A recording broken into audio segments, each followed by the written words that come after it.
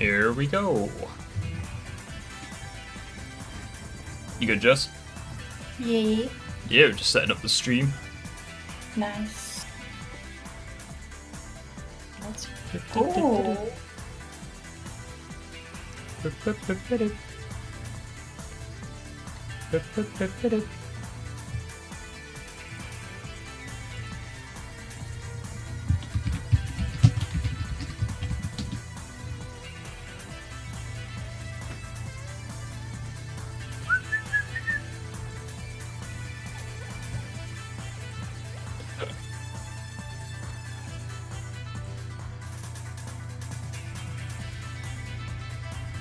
I wonder if ASAF will join. Hopefully. He probably will. He's very Spider-Man forward. Yeah. I'd like to be, but I do not have the capability to know all of the information that you and ASAF have. It's all good, don't worry about it. One thing I do want to work on is a review of Brand New Day, but I know that that's just going to cause a nuclear reaction from the people that think that Brand New Day is like the best thing ever. Well, the thing is, right, they're saying, oh yeah, Brand New Day is the best film ever, but come next year, when they release a new one, they will then turn around and say, oh, Brand New Day is shit. I guarantee you they won't do that. I'm gonna be completely honest with you, like, some of these people are sheep. The one thing that I'm glad that a lot of people, like, I feel like the recency bias, or like, the honeymoon phase, I'm glad that that's kinda just over, and, like, a lot of people are just talking about the issues with this film more and more. Yeah. Because when you really think about it, like, it's like the similar, it's similar to Brand New Day, where it's like, basically every character is just different levels of shit. Yeah.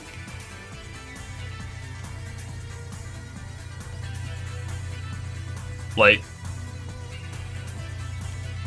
basically every character is just awful in Brand New Day. Just to varying degrees. Like, not everyone is, like, awful. Like, I think Peter is, like, easily the best character in the film. But, like, even he's not perfect. And then you have shit that just doesn't make sense, like the fucking superhero app. Like, the fact that the superhero app is allowed to exist, and Peter doesn't have an issue with it, I think that's nonsense. Chaos, yeah, what's your question, buddy? Also, how's everyone's day been, by the way? More and more people are here, there's currently 25 of you, give or take. How's everyone's day been?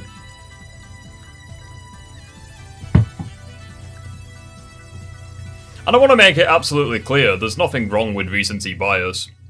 Because, I mean, being biased is inherently, like, subjective. It's like you can be biased towards something and still accept that it has flaws. You know, it is what it is. In the same way that you can be biased towards something and still accept that it has good moments. For example, Sonic 06.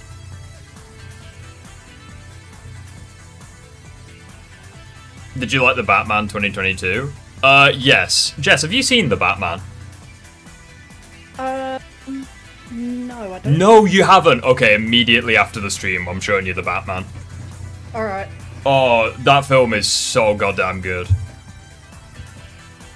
It's like a more, like, grounded version of Batman, so he's not, like, super overpowered, but fuck is it good. I mean, oh, I'm gonna have to look this up. No, please don't. No.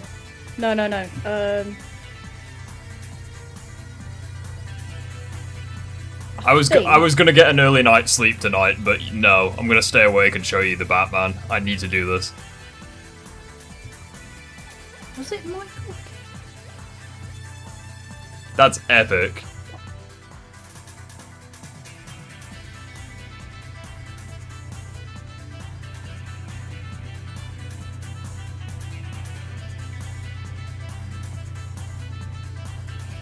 Yeah.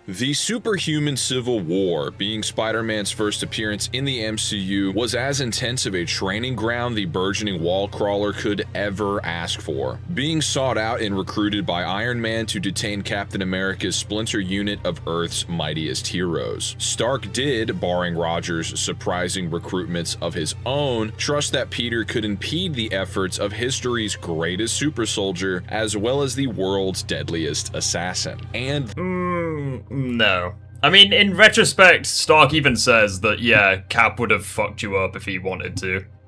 I don't know how true that is. The young hero... He never says anything of the sort. He's like, yeah, we're gonna recruit you. It is what it is. It's like the moment shit went serious, he immediately ditched Spider-Man. I don't know. I think that's pretty misleading.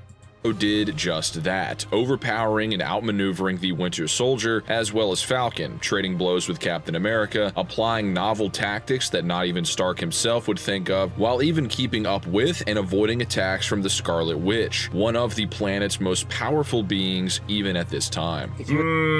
Again, he dodged like a couple of things from her. Like, he didn't press Scarlet Witch. No, because he wouldn't fight a girl. To ask us. And my camera's gone out of focus. I don't even know why they give you the option to focus the webcam. It seems to have the opposite effect. Who we think the most powerful in the universe is at the moment, just based on what we've seen on screen. It's the Scarlet Witch. Funny enough, one of Civil War's writers called this Spider-Man like the most powerful guy in the universe. The fuck? I mean, they released a clip where the Winter Soldier punches Spider-Man, he easily catches it and stares at his arm. Spider-Man is like the most powerful guy in the Marvel Universe. See, counterpoint, Peter was casually one-shot by Giant Man backhanding him, and he wasn't even, like, putting any power into that. He was just falling, and that still fucked him up. Spider-Man is the most powerful guy in the Marvel Universe. Yes, because Hulk and Thor and Thanos definitely couldn't replicate that feat. Universe, justifying his superiority to Bucky, with the Russos noting... This is why you've got to take... This is why the death of the author fallacy exists, guys. Spider-Man is the most powerful guy in the universe. Complete bollocks. No one thinks that Spider-Man, especially at this point, is the strongest guy in the verse. Like, if you think this guy is beating Vision, for instance, like in this film, get fucked.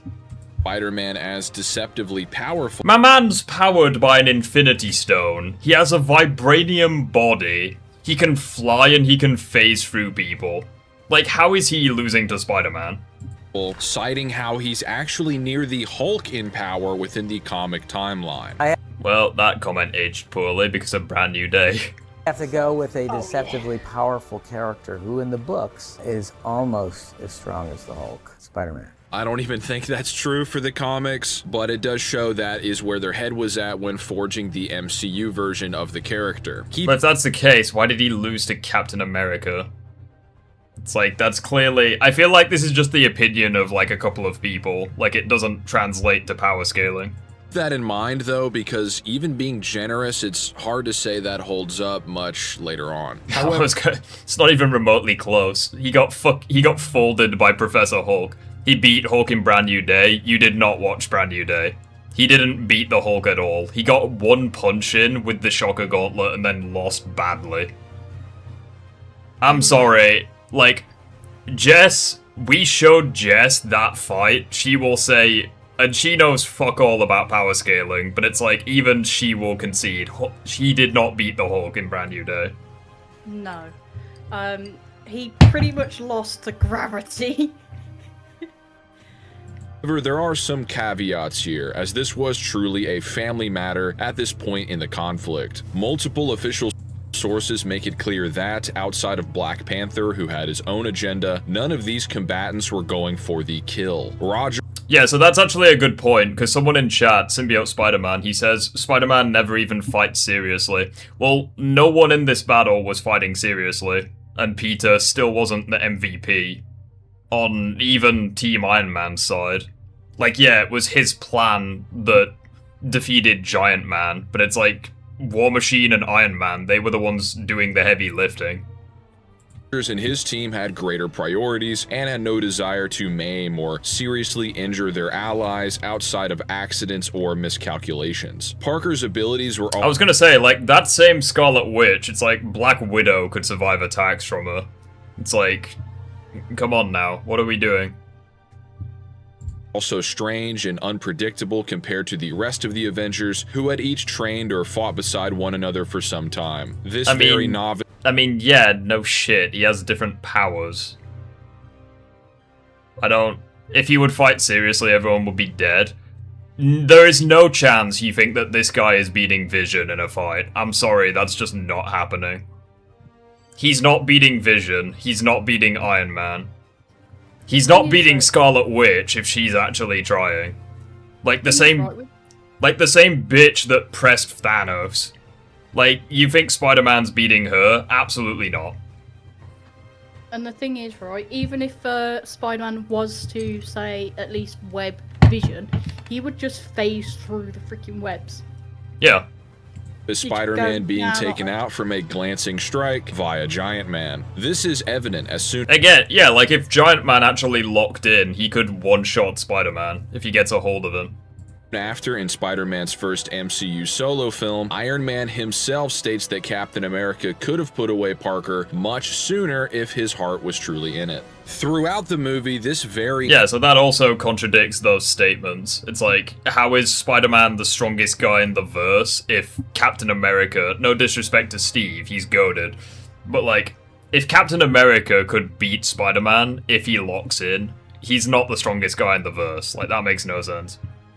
Amateur depiction of the wall crawler proves to be pretty lackluster, failing to break through bulletproof glass without weakening it and building momentum beforehand, with his Stark AI Karen as well as studio head Kevin Feige saying that a fall from the height of the Washington Monument or even a bullet would kill the younger hero. Spencer, I don't think he's invulnerable. If you go splat off the Washington Monument, there's not much that can save you. No, I think he's very vulnerable. He's super strong, but I think a bullet would take him down. Well, again, that statement aged pretty poorly because of Brand New Day. My man took a sniper shot and still survived it. He was hospitalized, but he still survived it. But I mean, like, falling from that height, like— fucking, like, the Mark 1 Iron Man suit, I'm pretty certain that suit fell from that height, and Stark still walked away from it. It's like, Hulk and Thor, they survived, like, way higher falls in the Avengers. Even Captain America, when he fell off of the Triskelion in Winter Soldier, it's like, that was a much greater fall and he survived it. And he had multiple gunshot wounds at the time when he survived that. Per this, it paints a pretty big picture of how much Cap and Bucky were holding back on Spider-Man in Civil War. With that said, however, Spider-Man Homecoming would see the young hero evolve in more ways than one, eventually stepping into his own identity aside from his avenging ambitions. He would find himself pinned under copious amounts of rubble. The film's producers stated that after realizing his autonomy, Peter found the strength within himself to achieve what was impossible just prior. This informs the notion of a kind of limit break regarding Spider-Man's abilities going forward. Couple that with various statements informing his constant evolution, and it's hard to ignore his ability to honestly outperform Iron Man when facing an acolyte of Thanos in Infinity War. Yeah, so Spider-Man keeps getting stronger over time. That's why he nearly died not once, but twice to a regular human in Homecoming. Both versions of the Shocker, like, Spider-Man took an L to. He didn't beat the original Shocker, and the second Shocker would have killed him if Ned didn't intervene. I feel like the writing within the film just contradicts this shit. I don't know, like, it makes no sense.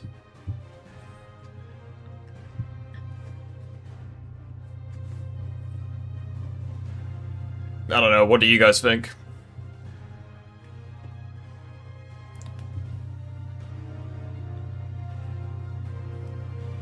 Spider-Man versus Hawkeye and Daredevil. I mean, Spider-Man should win that, but how does that contradict him getting stronger? Because in Civil War, he 1v2'd Bucky and Falcon, and then it cuts to Homecoming, and he nearly dies to a regular human being with a glove. Twice. It's like, yeah, how is that anything but a nerf? Spider-Man's writers hate Spider-Man. Like, the idea that... Hang on, I want to read that exact statement that he provided. This informs the notion of a kind of limit break regarding Spider-Man's abilities going forward. Couple that with various statements informing his Yeah, so this is Spider-Man Homecoming.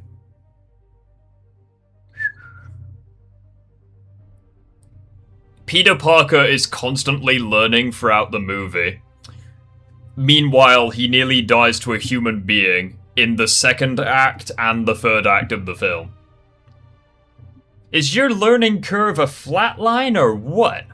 evolution, and it's hard to ignore his ability to honestly outperform Iron Man when facing an acolyte of Thanos in Infinity War. Cull Obsidian, being the strongest among the Mad Titan's forces, who was eager to battle the Hulk just prior, withstood multiple— I mean, being eager to battle the Hulk, that doesn't make you a Hulk-level threat. Like, you understand Falcon is a human too? Yeah, Bucky is a superhuman with a vibranium arm. His arm wasn't vibranium at the time, but I mean, this is the same guy who presses Captain America. Like, do you really think the Shocker is... do you think the Shocker stands any chance at all against Bucky? Or even Falcon, for that matter? Like, Falcon's the same guy that could damage Corvus Glaive in Infinity War. Like, Bucky's the same guy who bullied Captain America. And he, like, took on Outriders in Infinity War. It's like, being a normal, out-of-shape human is relevant. Because it doesn't matter how good your tech is if you're not fast enough to use the tech. Like, it doesn't matter if you give me the Infinity Gauntlet, I'm not strong enough to wield it. So, like, who cares? You gotta collaborate with Crisis or Goji Chronic. I can tell you for certainty I am not collaborating with Goji Chronic. Like, that's not happening. I think the guy is an egotistical man-child. I'll never be collaborating with that guy. It's just not happening. Crisis, I'd love to collab with every now and then. I mean, technically we already have collabed. We just didn't do it on YouTube. Like, we got into, like, a VC and talked about, like, Spider-Man power scaling.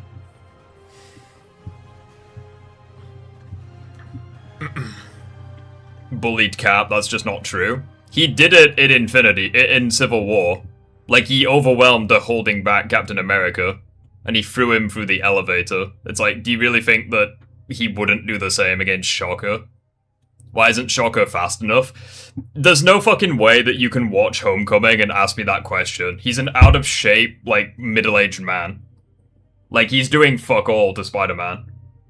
Strikes from the Iron Avenger in his most powerful armor yet, using his chain hammer weapon to batter Stark through multiple buildings. This newly evolved Spider-Man seemingly no longer restricted by his— I'm sorry, but if you guys in chat think that a holding back Captain America isn't gonna fold Shocker, like, I don't know what to tell you. Amateur abilities in Civil War, this is the same guy who folded Spider-Man whilst holding back, keep in mind. And seems to casually catch this same attack before launching a car into Cull with enough force to floor the alien for some time. Given everything we know about Tony Stark, someone who constantly improves his technology in every way, it is very likely that this nanotech armor, acting as a quantum leap compared to his prior suits, would be more powerful than even the Hulkbuster Mark I. This tracks as later in the same movie, Cull can crush and dent the Mark II Hulkbuster through sheer strength. He's the strongest between Brand New Day or 90s Spider-Man. 90s Spider-Man, easily. Like, my man deals with, like, multiversal shit. He soloed the X-Men. Fought Carnage. Like, yeah, 90s Spider-Man. Easily. Plus, my thing with the Hulkbuster Mark II, I believe, right, the reason why it was so easily to destroy was purely for the fact that it was being controlled by an inexperienced user. If Tony was in the Mark II, then it would have lasted a lot longer. What did Goji Chronic do? So, you may remember a YouTube short he did. He did Leon Kennedy, because obviously RE9 had just come out. He did Leon Kennedy versus Isaac Clarke from the Dead Space series. And he hilariously downplayed Isaac, and it was the most basic, low-effort video you've seen in your life, right? And a load of people were calling him out for it. So I made a debunk and a response to that. And he was in the Discord server at the time. And I added the guy and I said, yeah, this was embarrassing. You have a massive audience. You need to not treat your audience like fucking idiots. Like, you have more than double my subscribers. Your audience is huge. Don't treat them like idiots. You clearly didn't try with this. And he looked at that and said that I was bullying and harassing him, and he left the Discord server. I'm like, okay, you're an immature cunt. Like, get the fuck out. No one's gonna miss you. Like, if you can't take criticism, like, I don't know what to tell you. But Spider-Man, after breaking his limits, recovering from his injuries in Homecoming, already within the same tier as some of the Avengers' heaviest hitters as of Phase 2, and well beyond the physical capabilities of Captain America now. Even the Scarlet Witch, before her own major spike in powers, was still put on the back foot by weaker members of the Black Order compared to Cole. I mean, yeah, but that is because they were ambushing her, and also because Scarlet Witch is... Like, durability-wise, she's not that good. Until Multiverse of Madness, anyways, and then she just becomes unkillable. But it's like... Again, like, when Scarlet Witch is locked in and actually doing her shit, it's like, not even Thanos could beat her. It's like, fucking... Proxima Midnight and Corvus Glaive, it's like, they're not beating Thanos. They're not doing that. I don't know what he's saying. Thor doesn't take the full force of a star. I agree, he takes the full force of a neutron star. And neutron stars are way more dangerous than regular suns. So, like, unironically, you can argue that it's a solar system level feat for Thor. Like, unironically. Like, neutron stars are insanely overpowered. So, if anything, I'd say that star level for that feed is lowballing it. A giant in Age of Ultron was conceived as a hulked out version of the Hulk. In the script initially, it's imagine Hulk if Hulk hulked out. With the Mark I Hulkbuster matching and blatantly hard. Thor ain't star level, he nearly died. Yeah, he nearly died to an attack that's way above star level. Like, if you think neutron stars are star level, like, you don't know what a neutron star is. It's that simple. The strongest there is. Up to this point, this is all very consistent. Even before Peter is endowed with a power armor stated to match the Mark 50 Iron Man suit in whoa! Every way. What the fuck? Even before Peter is endowed with a power armor stated to match the Mark 50 Iron Man.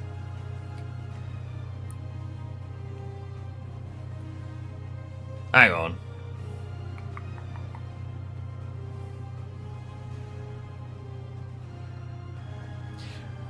Iron Spider being comparable to the Mark 50. That is bullshit. I don't know what to tell you.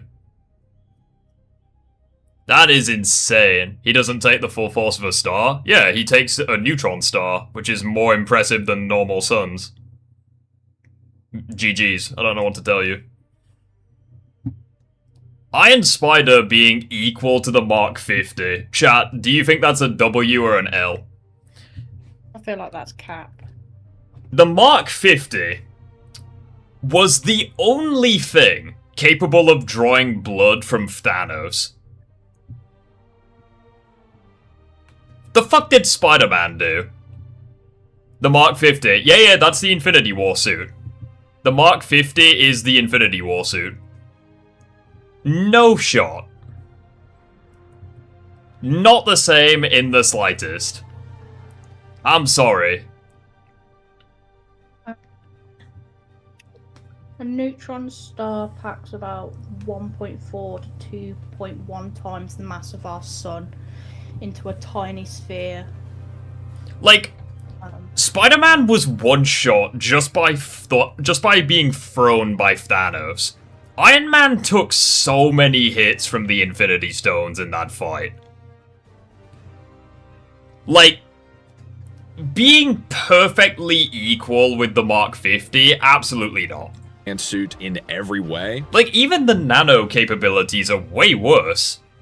Like, Iron Man can basically make anything he wants with his nanotech. Also, to anyone saying, he's only taking a portion of it, the Rings of Nidavellir are confirmed to be a Dyson sphere, meaning that they channel the full force of the star and channel it into one point. So ironically enough, he actually is tanking the full force of a neutron star, because of the Rings of Nidavellir. So, I don't know, GG's.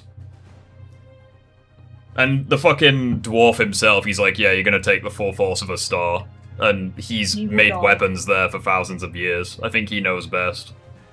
Keep this in mind, the same man who'd go on to accidentally achieve time travel engineered both the Homecoming and Iron Spider suits with the express purpose of keeping the adolescent web slinger alive. He sports... And it's like, to put into context how impressive neutron stars are, real-world magnetars, right, which are comparable to neutron stars, they can exert more energy in 1/10 of a second than our sun can in 100,000 years.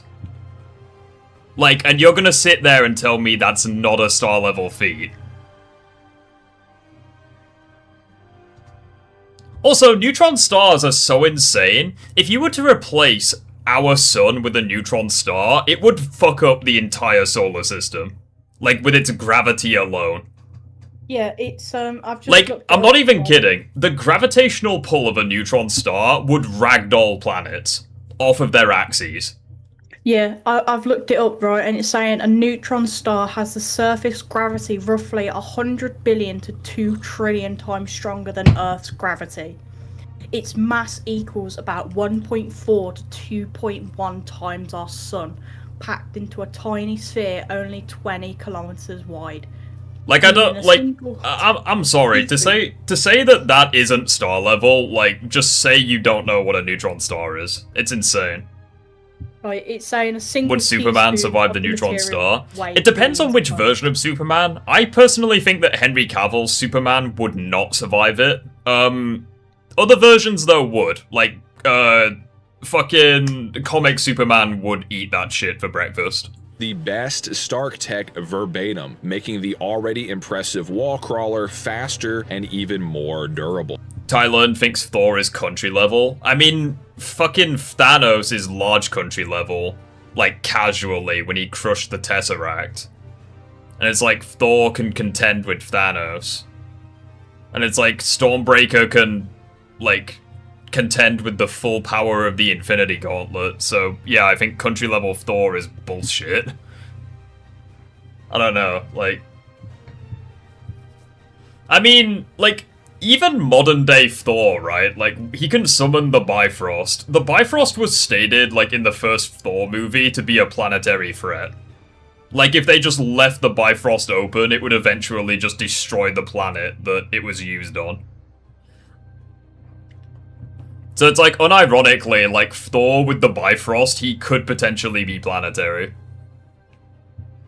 With Stormbreaker. Again, even during Civil War, Peter's efforts would be augmented by nanotechnology from the very get-go. And I mean, fucking Thor in his first film, it's like he shakes an entire planet, which was calculated to be large country level. So yeah, like, peak Infinity War Thor apparently is weaker than base Thor. It's like, okay, sure thing. The Wakanda Files, an in-universe collection of technical readouts and documents, notes that the Mark 47 armor seen in Homecoming is the first suit to fully utilize nanotech. So See, again, the reason why I consider that's bullshit is because that specific suit, it still worked and functioned like Iron Man suits from even back in, like, Iron Man 3. Like, you know, like when the suit opens and Stark can walk out of it, right? Even the Mark 7. Like, the Mark 7 from, in Iron Man 3. It's like, that can open up and he can walk into it. But it's like, the Mark 50, it's like actual nanoparticles forming on his body. I don't know, man. I don't think that classifies as nanotech. Or, it's definitely not the same nanotech anyways. Given that Spider-Man is stated to sport the utmost of Stark's technology at the same time, all to ensure his survival, it's undeniable that he would benefit from heightened abilities as— Yeah, so the reason why I don't think the World Engine feat is that impressive of a feat for Superman is because, like, the process was taking a long time to terraform the entire planet. It's like terraforming the Earth, it could have taken hours, days, weeks. It was a gradual process. That's why I don't think it was that impressive. It's like, yeah, sure, like, a weakened Superman doing it, it's like, that's still impressive. But it's not, like, star level or anything close to that. Excuse me. And the reason why I say that is because Snyder Cut Superman was one shot by a mother box. And mother boxes are, like, planetary. Or they were stated to be, like, planetary or some shit. I don't know. It's been a while since I've scaled the Snyder Cut.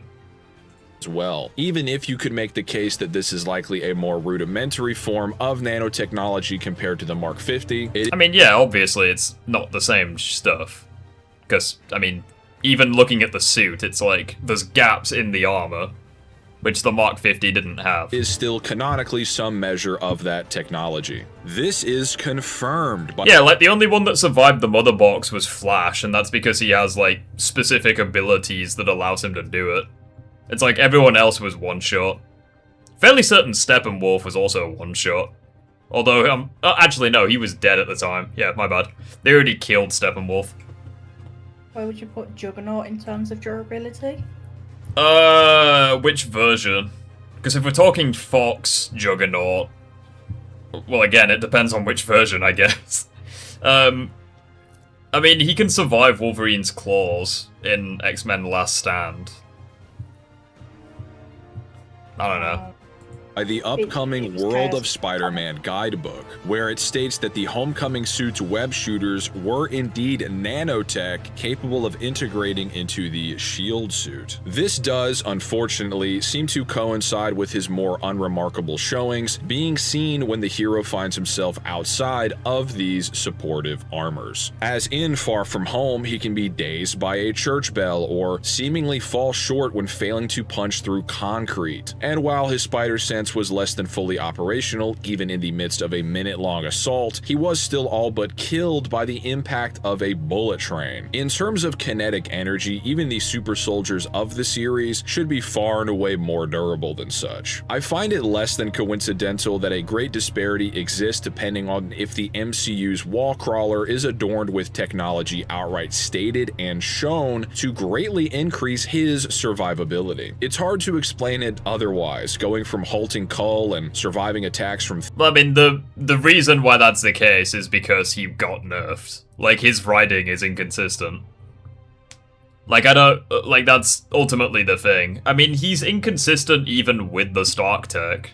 Like, in Homecoming, when he nearly died to— like, he nearly died to Shocker when he had, like, the normal suit. It's like, okay, but fucking Shocker still put him on his ass with the gauntlet during the van chase. It's like, I don't know, like, it doesn't seem like these suits make him that much more impressive. Tom Spider-Man needs so many amps to be powerful and he's still inconsistent. That's what it feels like to me, at least. Shocker has normal human durability. Yeah, it's like, even without his web shooters, Spider-Man should have still been strong enough to just overpower him. You know, like, this is the same kid that just effortlessly overpowered Bucky's arm. It's like, you're telling me he can't overpower, like, Shocker. Like, it's nonsense, man. What is it with key issues and Crisis glazing the shit out of MCU Spider-Man? I don't know, man. It's insane. Recent bias. I concede to the Thor star level feed, I just looked it up. Yeah, like, I don't think that feed is, like, obviously it nearly kills Thor, but, like, with Stormbreaker, he regenerates from it. So it's, like, that level of power, it's, like, it requires that amount of energy to, like, nearly kill Thor. So I think it's a good feat, regardless. Thanos, even if the Mad Titan only went all out against Strange and Iron Man, to displays such as this. I don't think his waning danger sense as depicted in Far From Home is enough to justify this on its own. The World of Spider-Man guide even accredits Peter's survival against the Stark drones in this scene to the S.H.I.E.L.D.'s suit's defenses. So he was actually further protected as a bullet train puts him into critical condition, with every subsequent power armor amping him more and more. As described in this particular continuity, Spider-Sense warns him of upcoming threats. However, even after seemingly mastering the power in his second film, detecting Mysterio's drones with his eyes closed, he can still be shocked or surprised. In reality, it's definitely true that one's ability to withstand damage can be lessened if unprepared or not braced for the attack per se. However, in all of these instances, Peter is aware of danger in itself, even if he wouldn't be alarmed by the presence of future threats. In a street fight, the odds of a sucker punch devastating the target is a lot higher than a UFC bout, where both combatants are presumably on guard the entire time, as an example. You just can't convince me that in the midst of these insane illusions, especially with Mysterio talking right to his face, that Peter Parker would not be on guard, knowing he's in danger right before he gets hit by the bullet train, which all but kills him. He's unconscious for hours until he ends up in another country. In fact, a detail that's easy to miss is that Peter actually did sense Mysterio's arrival on the scene before launching his illusory assault, so even his somewhat dulled senses still afforded him a general degree of danger awareness. Yeah, it's actually a really good point. That's actually a really good thing when you a good point when you think about it. It's like, even in Far From Home, when they're like, oh, the spider sense is gone, it's like the spider sense is clearly here in this scene, because how else would he survive? How else would he sense Mysterio? Again, like, even when the entire plot point of the film is the spider sense is missing, it's like the spider sense is still here. Sometimes, you know? It's a hit and miss sort of thing. Rift, I'd will donate. Will you do my request? I'd like to think that no. I mean, I don't know, man.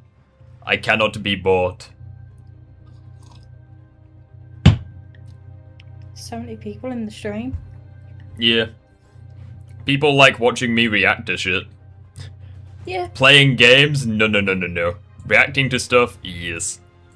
That being said, by the time of his third solo outing, the narrative points to him being at or even beyond the status of his mentor. Stark believed in Parker that he could be an even greater hero, with the vice president of Far From Home's production saying that he did achieve that outright. He is the new Iron Man, marked by his creation of a new and improved suit, stated to further aid his defenses by incorporating his own web fluid, much more durable and a lot stronger than the Homecoming suit. Yet still, he mostly struggles against drones that can be downed by normal firearms or affected by unpowered high schoolers wielding crude weaponry, so take that for what you will. Peter— Yeah, so it's like, even with the best suit that he's had at the time, it's like he's still getting folded by drones that for some reason regular humans can destroy. I feel like the entire point of these drones is that they were to stop the next Thanos level threat. And yet, for some reason, regular humans can destroy them. Far From Home's a good movie, by the way. Makes no sense. Like, how are these drones so fucking fragile? Makes tons of tons of Can be the next Iron Man all he wants, but that doesn't make him ready to be Spider-Man. Oof. That is insane. As reality breaks down and worlds converge, iconic villains pulled from the Sam Raimi Yay, we got fucking No Way Home villains. and Mark Webb Spider-Man cinematic universes plague the MCU and its webhead in particular. From this point forward, I'm going to be comparing and contrasting the context and outcomes of battles where Peter 1 faced opponents defeated by Peter 2. Alright, so this is basically just Tom being weaker than Tobey. So, let's see what he has to say. To date any apparent gaps in their capabilities. Firstly, Dr. Octopus provokes the Iron Spider, threatening the MJ of his universe. Their fight extends over a populated bridge, with Ock withstanding multiple kicks, staggering, and casually rending apart the nanotech protecting the young hero. Keep in mind that these extra appendages amplify Spider-Man's combat speed, coupled with his apparently mastered spider sense, as well as his durability. It would also include advanced sensors and scanners, all the bells and whistles of at least the Mark 50. Only via incidentally hacking Otto's AI-controlled arms does the Stark Tech augmented Peter 1 survive this encounter at all. John kept pushing us more and more, getting really just beat to hell the whole time. It's imperative to note as well that based on when Otto was pulled from his— Wait a minute, if Iron Spider could survive Thanos and his army, but Doc Ock managed to break it. Yeah, don't ask questions. Yeah, No Way Home is, pretty shit when it comes to writing. Like, how the hell does this guy break parts of the suit? He literally tears apart, like... It's actually crazy to think about. Like, unironically, Doc Ock breaks the Iron Spider quicker than the Hulk broke the Hulkbuster. That's actually crazy to think about. Because at the very least, Hulk had to be, like, fully fucking enraged before he started ripping parts of the Hulkbuster off. But, like, this man he just gets done on it. He just fucking tickled it, and then there you go. reality, him and his arms would actually be gravely— I just got a notification by you. I don't know what it is about YouTube, but all of a sudden, they've just blocked a ton of my shit. One of your videos is blocked in some territories. Christmas Call of Duty Zombies. I don't even remember when I did that stream. I don't know, man. I don't even know when I did that. I can't remember the last time I played Call of Duty, to be honest. fatigued, having been battered by his Spider-Man and electrocuted by stabbing into a cable empowering his nuclear fusion device. The Spider-Man 2 official novel depicts these arms screaming in See, like, this is the thing. It's like, No Way Home makes Tobey, like, as well, basically everyone, to be honest. Like, Andrew, Goblin, Ock, Lizard, Electro. It's like, this film just makes everyone so much more powerful. Like, out of nowhere. Like, it's crazy.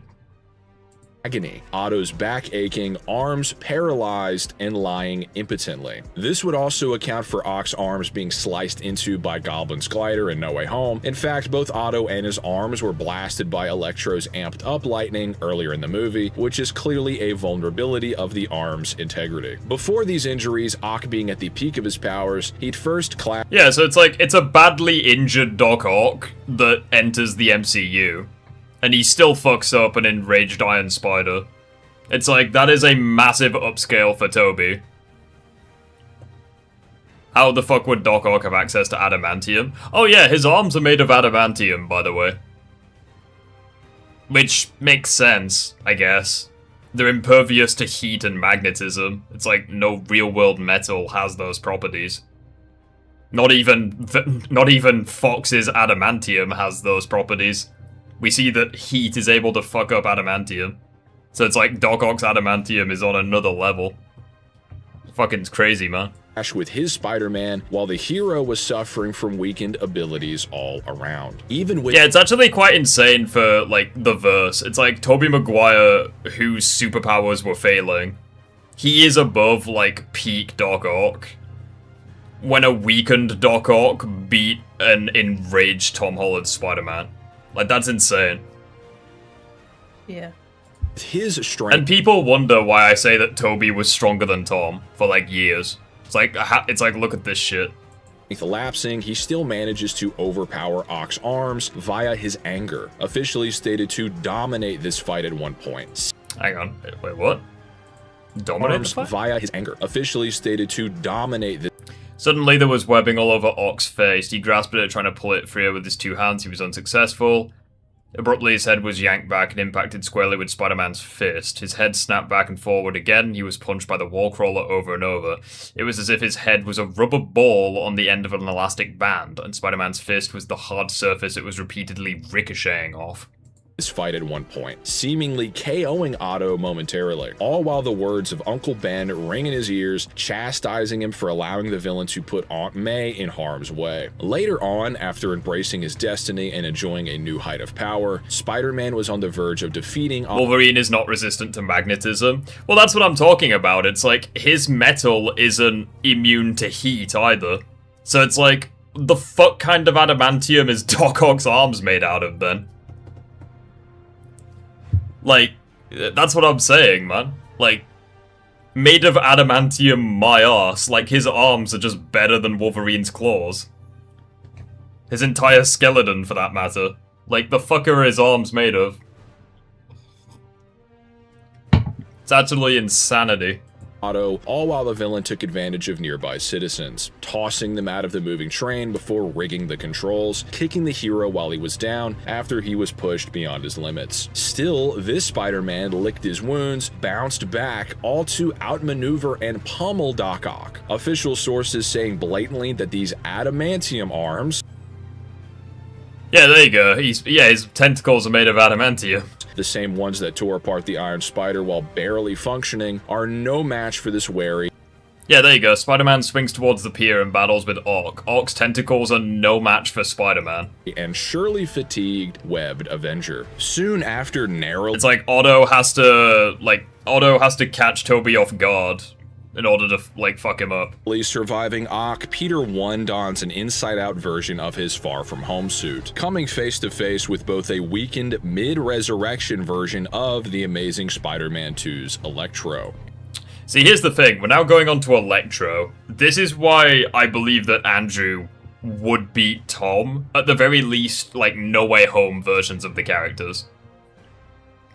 Because it's like, it's completely true. Like, Andrew fought Electro, like, at the peak of his powers in TASM 2.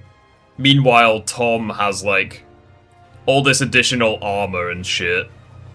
And he still struggled against, like, a nearly, like, mid-resurrection Electro. Like, it's insane. Like, No Way Home just completely destroyed the power scaling in this verse. Like, it actually makes no sense anymore. And Sandman from sometime after the events of Spider-Man 3. To put this into perspective, as far back as the first Avengers film, Iron Man had already adapted after his battle with Whiplash by incorporating technology that allowed him to absorb and redirect electricity, even when wielded by the mighty Thor. This was all before Stark then used the best means available to him to design Spider-Man's suit, with the Far From Home outfit being greatly improved upon even that. Yet still, a single blast from this weaker form of Electro floors and dazes Peter 2, with Sandman then protecting the hero. I love that. Chat, he called him Peter 2. Crisis just outed himself. He literally just said what he literally just said what we are all thinking. He is not, like, Tom Spider-Man is not Peter 1 in the slightest. Oh no. Crisis just outed himself. Like, we know that he thinks Tobey is Peter 1. Like, we know this. Like, he let the mask slip for a second, and we all got in there. We all saw it. We caught this man in 4K. We know what he really thinks. And here's the thing. There's nothing wrong with thinking that one Spider-Man is above another. Like, if he's a Tobey Glazer, like, more power to him. You know, it is what it is. But it's like... I just appreciate that little bit of honesty, you know? He said what we are all thinking. Tobey is clearly Peter 1, but anyways. Oh, whoops. Holding off a massive electrical storm while I'm gonna go for a piss once we finish the Electro segment. Spidey cuts Dylan's cord. It is also likely akin to fire. Sandman would be particularly vulnerable to high-temperature electricity. Something often... That's actually crazy to think about as well. Like, a fodder version of Electro was like Sandman could barely contain him. Meanwhile, Andrew scales to, like, peak power Electro. Andrew being above Sandman, question mark? And you fuckers think that Andrew is fodder? Nope. Not anymore. ignored or unappreciated about Tobey's growing strength, as he was actually canonically only 18 to roughly 20 years old in his films, as Spider-Man 3 is actually set in the same year as Spider-Man 2, is Wait, what? Spider-Man 3 in the same year? in the same year.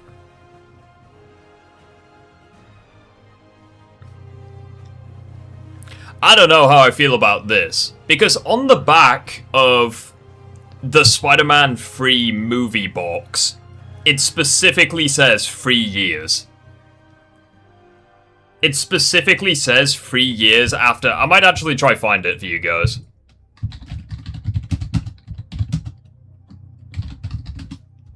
I'm gonna find it for you. Hang on.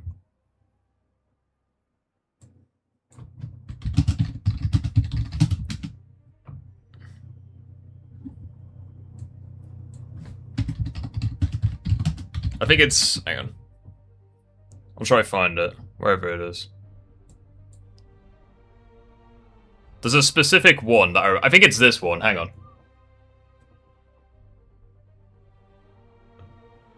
I'm almost certain... it doesn't say it, no. That's weird, man. I swear it said 3 years. I remember reading that. I remember reading that somewhere. Is it a Mandela effect?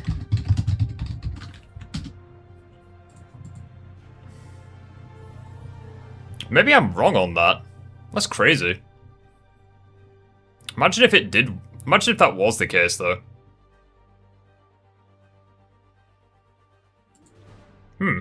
Interesting. I don't know. Let's see what chat says.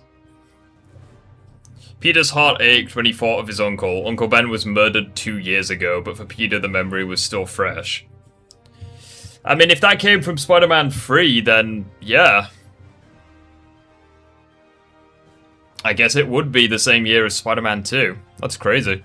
Here as Spider-Man 2 is his rapid improvement against Sandman during Spider-Man 3. It's more or less said outright that each of Peter 2's latest threats all surpassed... Nah, see, here's the thing. He called Tobey Peter 2 then.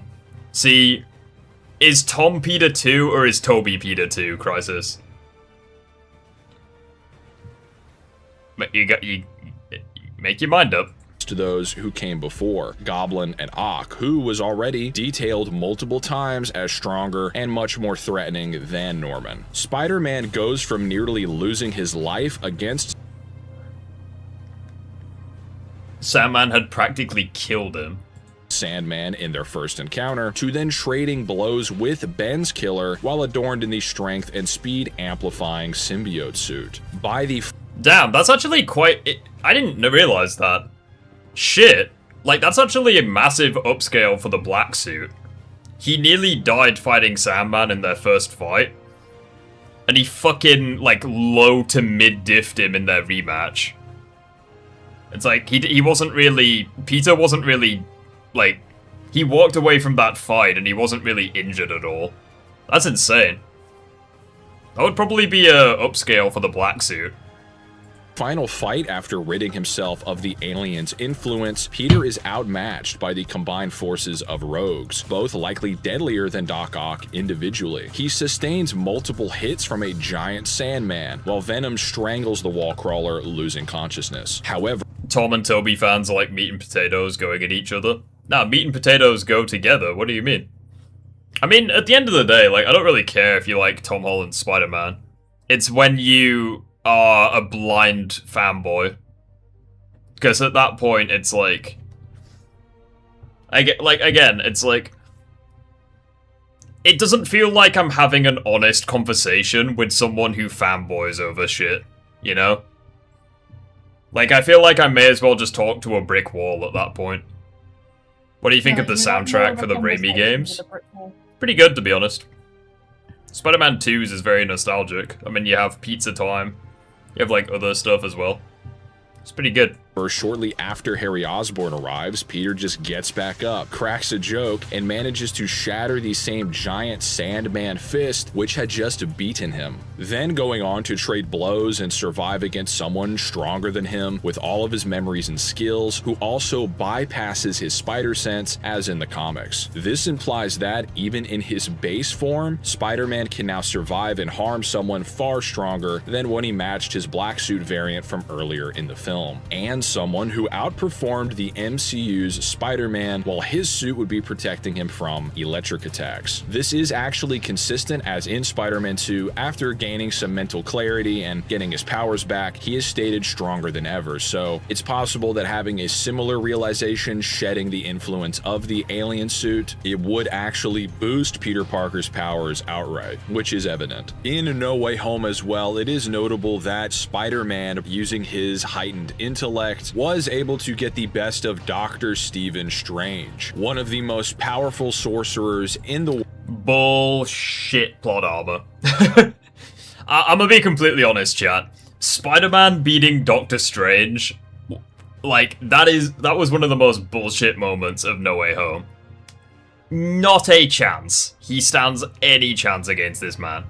World, who had just prior battled the Mad Titan Thanos, wielding 4 Infinity Stones at full power. That being said, however, Doctor Strange does in fact love and respect Peter Parker, and it is pretty evident that if he wanted to, he could just push his soul into an alternate dimension or something. As showcased in his own movie and his battle with Thanos, like I said, it's pretty evident that if Stephen Strange really wanted to mess up Spider-Man, he could have, but he actually considers him a close friend. Which is complete and utter horseshit given the context of the film. Like, the fate of the multiverse was at stake. It's like Spider-Man, like, Strange, your respect and love for Spider-Man should not be getting in the way of that. Like, Peter is literally endangering the fucking multiverse right now by keeping that box out of your grasp. Like, I don't know what to tell you, man. Like, Strange couldn't just clone himself and just, like, overwhelm Peter with the Crimson Bands. Like, all of those fucking whips.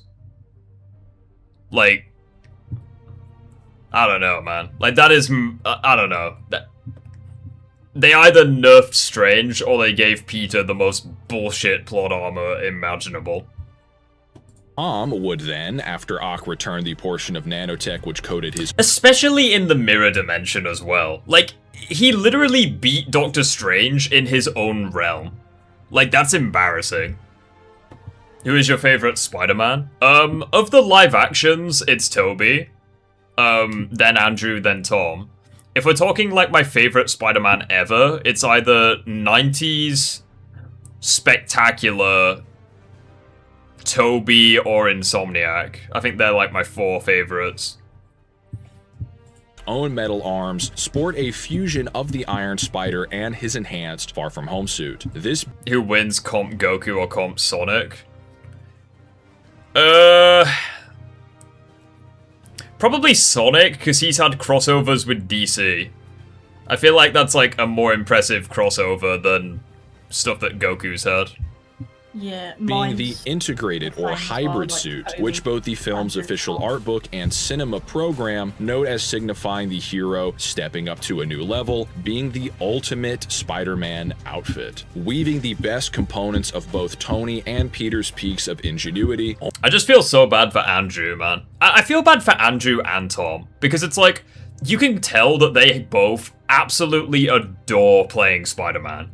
Like, you can tell that they were fans of the character for years. Andrew and Tom, they clearly have a lot of respect for each other. They have respect for Tobey as well, obviously. But it's like, I feel like Tobey didn't love playing Spider-Man as much as Andrew and Tom did. Maybe I'm wrong about that. But it's like, I don't know, like, Tom and Andrew got completely shafted. It's like, at the very least with Tom, it's like, he's had more films, he's probably made more money than Andrew did with his films. But goddamn, like, the writing for their films are so shit. I feel bad for them. Like, it is what it is, man. I feel really bad for them. Both top-tier actors, but man, it just wasn't to be, unfortunately. We just live in the worst possible timeline. Yeah, because Tom Holland is an incredible actor. I've seen his other movies, and when he gets a role, he will you can tell he puts his heart and soul into it, because every emotion, you feel it as well. Yeah, like, motherfucker does his own stunts as well. It's like... Yeah, he does his own stunts. They made a lot in the box office. The box office is irrelevant. You can have shit films making a lot of money. Frozen 2 made a lot in the box office. It was shit. I haven't even seen Frozen 2. I don't even like Frozen. I think Frozen is complete overrated shit, especially since Tangled came out the same year. Like, Tangled was way better than Frozen. I don't know what to tell you. I'm gonna go for... You what, sorry? I'm gonna have a look at that. I don't know if it came out the same year. It was, like, around the same time. I'm just gonna go for a piss real quick. But all I'm gonna say is, I think they're all incredible actors. I think Andrew is easily the best actor of the three, though. I'm gonna be completely honest. I'm just gonna go for a piss. I'll be right back. Yeah.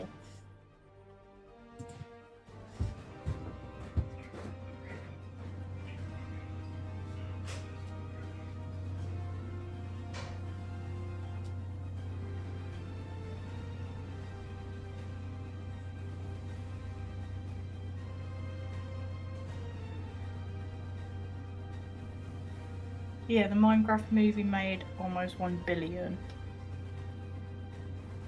Yeah, I think it made so much money purely for the fact that there are billions of people that love Minecraft. And there are also, what is it, like a couple million, if not maybe more, of fans of Technoblade.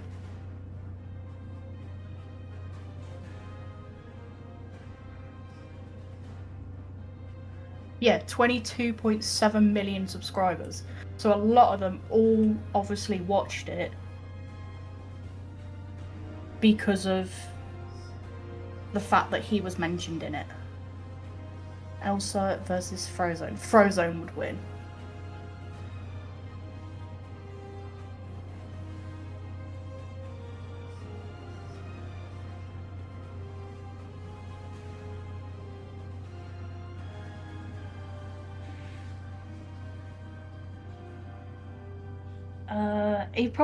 Rift probably won't do a Disney princess tier list, Kyle. Maybe a Disney movie, but it depends if you want like the classic ones or the newer ones or what. But maybe he might do it, but I'm gonna say no. No, I'm back. Oh, hang on. I'm just gonna... Hang on.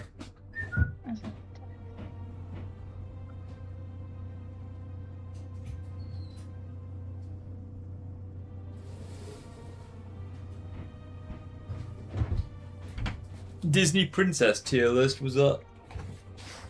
Right, I'm back. Hello. Yeah, Kyle asked, will you do a Disney princess tier list or a Disney movie? Nah. And I'm like, I might do Pixar or DreamWorks, because Kung Fu Panda, How to Train Your Dragon, The Incredibles. Yeah, fucking I was goated. gonna say, not Disney princess, but maybe like a Disney movie, depending on like if you're going for the classics. Also, I'm just going to take this moment to say, after Brand New Day came out, I thought that it would be a fantastic time to, you know, get back into Spider-Man and grow my channel.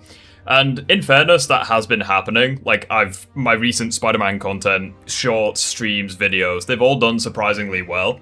much better than I was expecting. But one thing that I will say, me criticizing Brand New Day and shit, like, the amount of hate that I recently got on, like, various videos, it's probably the closest that I've ever been to getting cancelled, if I'm honest. Like, the amount of vitriolic hatred I've got from, like, Tom Holland shills and stuff is kinda annoying, and a little pathetic. So I just want to take a moment to appreciate the 61 people in the chat. I want to give all of you a round of applause. Like, even if we have, like, different opinions and shit, at the very least, you're all being respectful, and I would like to thank every single one of you. Because even though I largely don't care about, you know, morons on the internet, it does grind you down eventually, and it does kind of... Like, I'm gonna be completely honest, chat.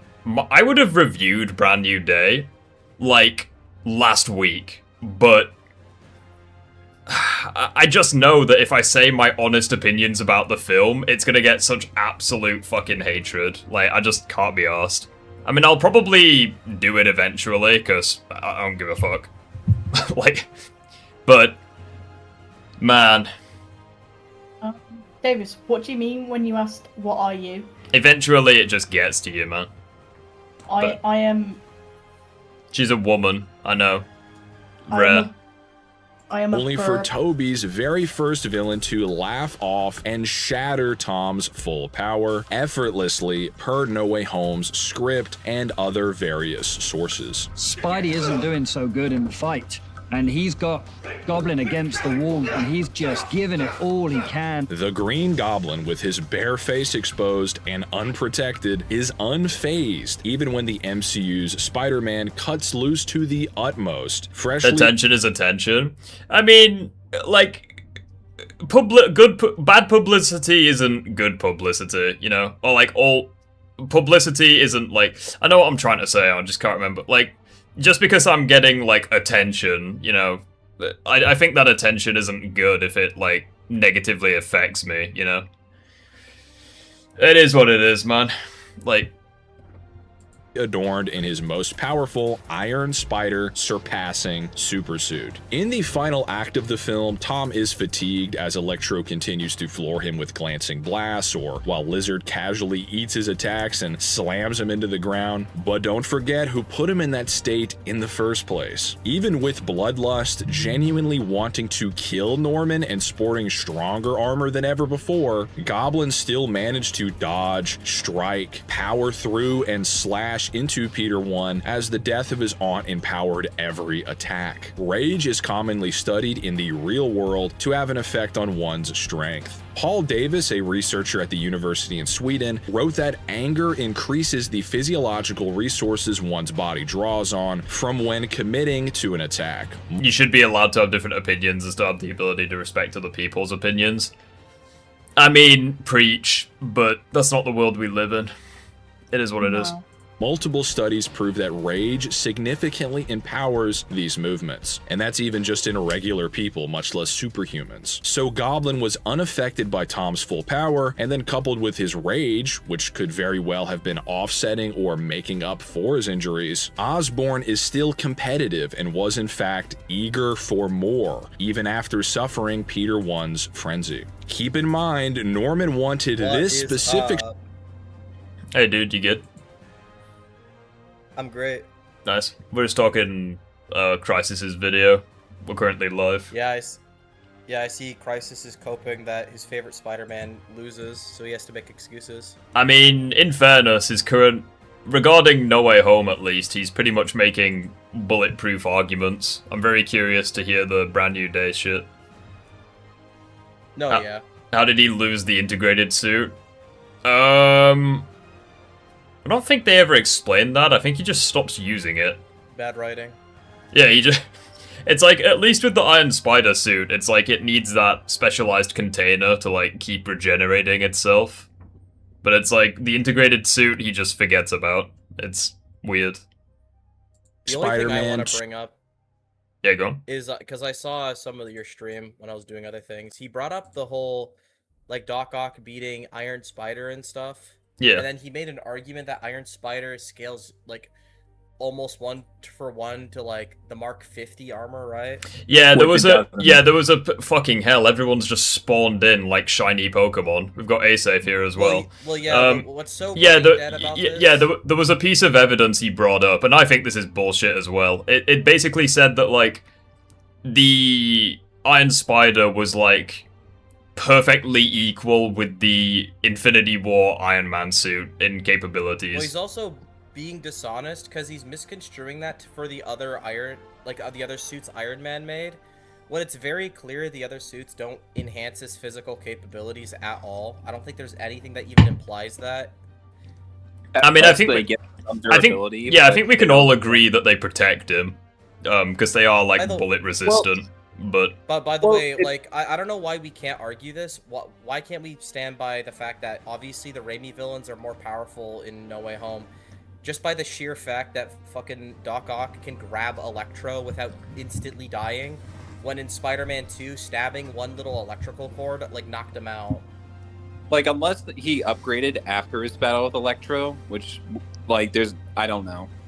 I'm just of that mindset that Crisis... That's part of the reason why I think Brand New Day is such a shit film, because they literally confirm that these are the same guys. Like, they don't get stronger or anything. But it's like, you're right, they're doing stuff that they couldn't do before. Like, how does Doc Ock, like...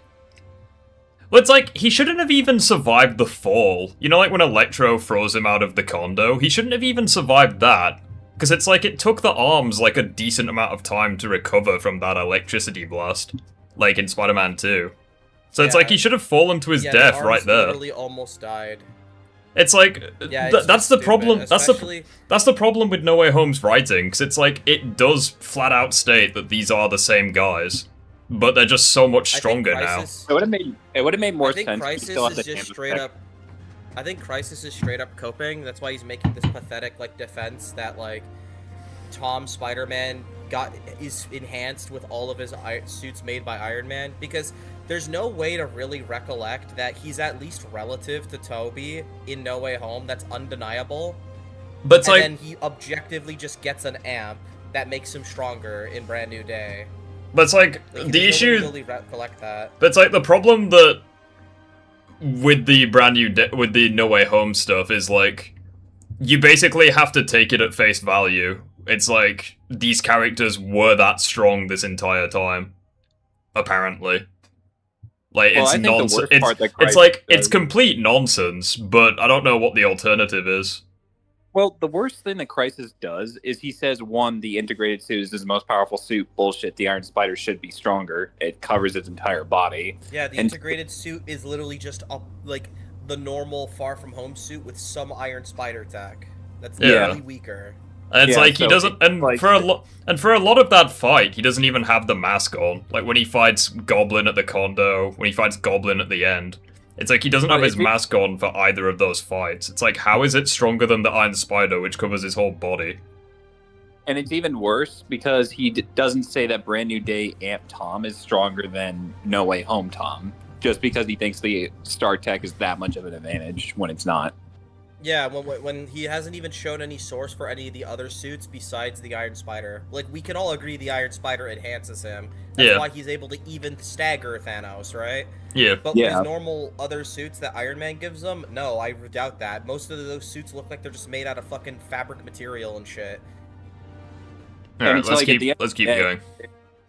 Look. To kill him, actively goading him or praising his murderous intent. But if we flash back all the way to Spider-Man 1, we'd find the Raimi versus Spider-Man at the very beginning of his evolution, which I've already mildly detailed. In the very first fight, both parties trade blows fairly evenly. However, when they next meet, it's apparent that Parker has grown more accustomed to his abilities. This fight inside of a burning building shows the hero outmaneuvering and humiliating the villain so badly that it causes a psychological schism in Norman's already shattered mind. He says to himself that Spider-Man is all but, or practically invincible. He did not think he could reasonably kill or defeat his arch-nemesis conventionally, implying...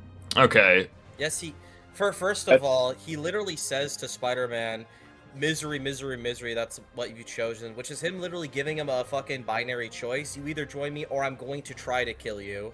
Which means he does think he could kill him. That's why he tries his attempt in the last part of the movie. Well, no. And So I think. secondly, all but powerful doesn't mean you think someone is invincible. You think that their power is great. That doesn't mean you think. Well, that no. you can't defeat The them. point with Goblin is that he's conceding that he can't take Tobey in a straight fight. He has to like weaken him before he can like kill him. Like, he has to physically exhaust him with the cable car and throw a pumpkin bomb in his face before he can start, like, beating the shit out of him. Well, yeah, like, I don't deny that. And even then, Tobey still beat him. I do think Spider-Man is physically superior to the Goblin in this movie, but like Norman is able to keep up by having better strategy. Like the fight in the burning building is a good example. Like I don't know why he's lying. The Goblin didn't get utterly embarrassed. Peter had to run away. He couldn't finish him off. I mean, Norman would be in prison if Peter was winning that fight as well as he's saying he is. Then Norman would set the prison there and then. But that's not what happened.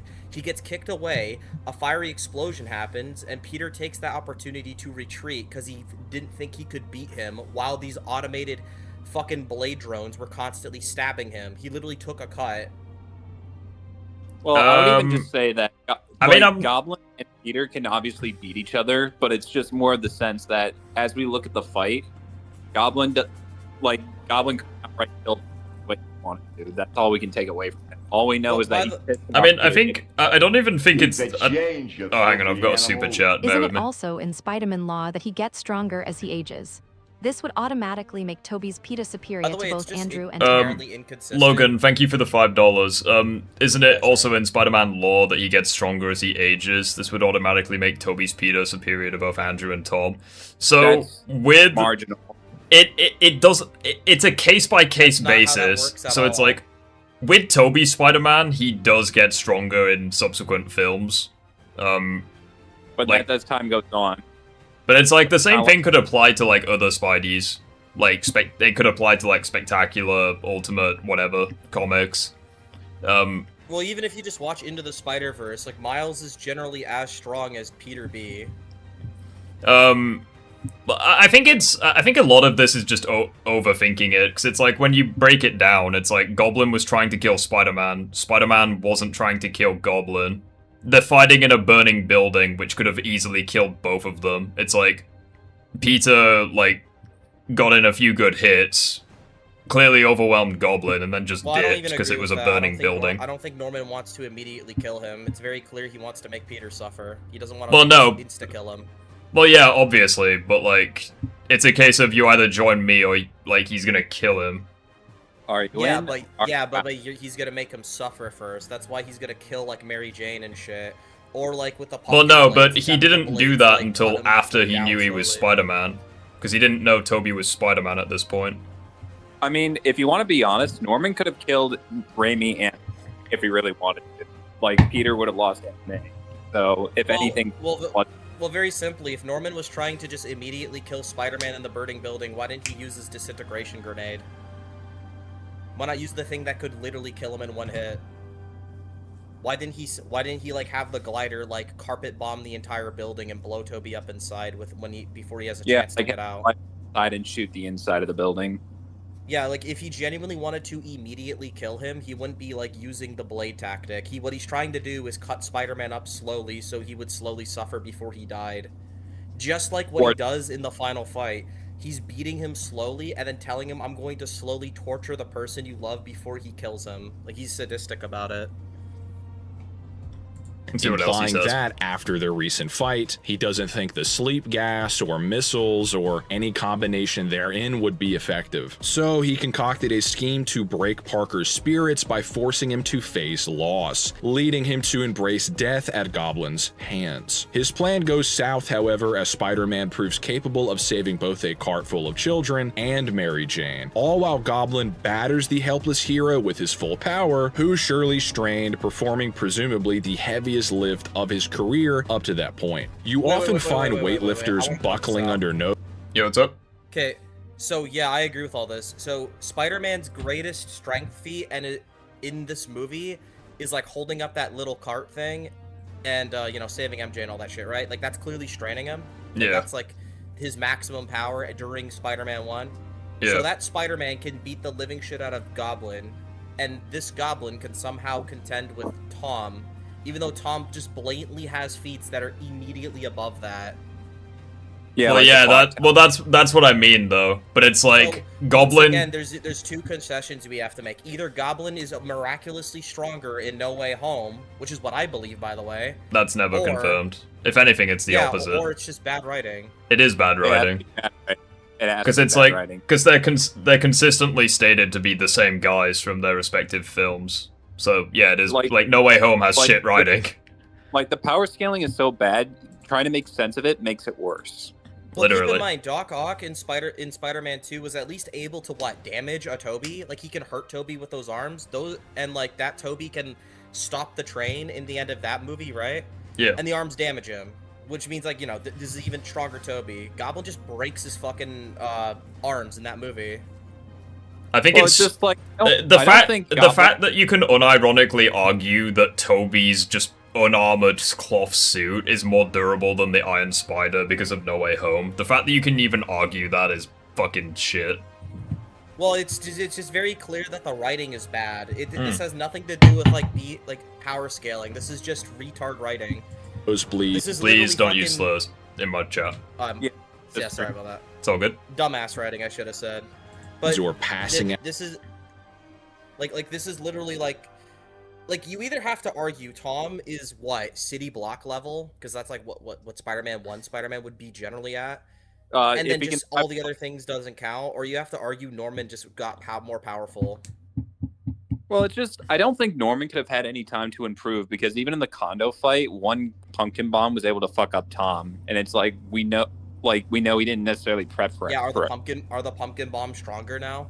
I just don't understand how this same kid that can block attacks from Cull Obsidian, it's like he's struggling with Green Goblin. It just makes no I'm sense. up to the concession that Cull Obsidian isn't as strong as people think he is, because he only fought a handicapped Hulkbuster Mark II. It's like if he fought a fully fledged Hulkbuster or Hulk, then I would concede Cull is as strong as people say, but he fights a heavily handicapped Hulkbuster Mark II.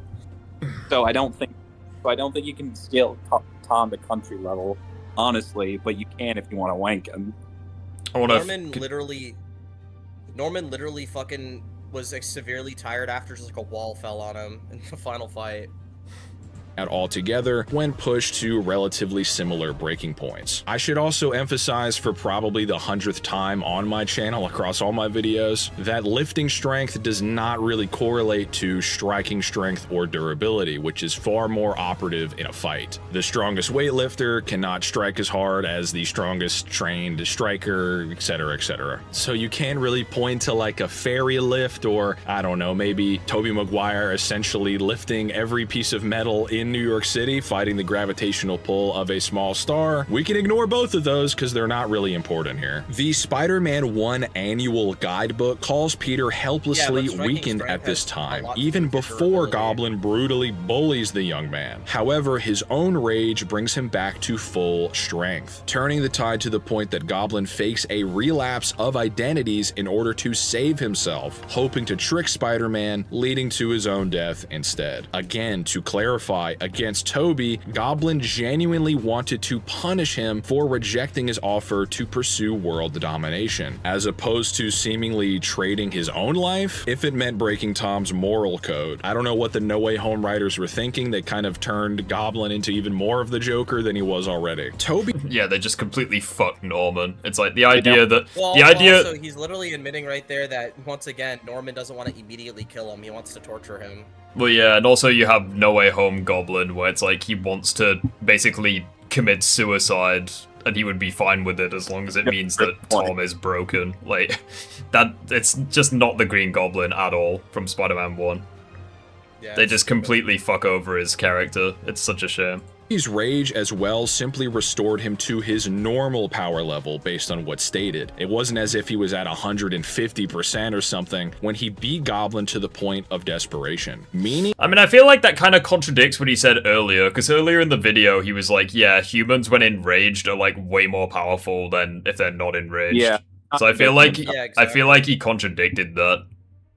It's like, yeah, I understand that Spider-Man's body isn't like a normal human's, but it's like, if he gets tired, he's obviously not at 100%. Well, it's like, if he's angered, he's obviously going to be above 100%, you know? Well, here's the biggest counter argument. He's saying Tom, like, is injured and he's enraged, therefore is operating higher than he otherwise should be. Tobey's also injured and enraged, so he would operate stronger than he would be. Either way, they should be relative or analogous to each other. Yeah. Also, he could do this. Oh, whoops. Yeah, go on. Also, another thing is, like, even if Tobey's at 100%, Norman, like, the Green Goblin wouldn't be, because he was just busy beating the crap out of Spider-Man, which would still exert a lot of energy. Well, I would also do complex flips and stuff. Well, even Tom, like, even in the Tom fight, like, Goblin was, like, there was a bomb that blew up the glider, and they both fell off. Yeah. This whenever he wanted to within a 1v1. There wasn't any laughing and begging for more either. Goblin was genuinely terrified of his own Spider-Man and begged for mercy. He couldn't hope to land a hit. Tobey then becomes a master of his own powers to the extent that, even with fading abilities, he would be capable of killing himself at his peak from the prior movie. In the words of Sam Raimi himself. Add to this. Wait, hang on. Wait. Let's read this. Hang on. Let's just read this scan. Hang on. From the prior movie. In the words of Sam. One challenge was to make Spider-Man move and look better on screen. The main character has dedicated the last 2 years of his life to being this responsible hero, so he probably moves a lot better now than he did in the first one.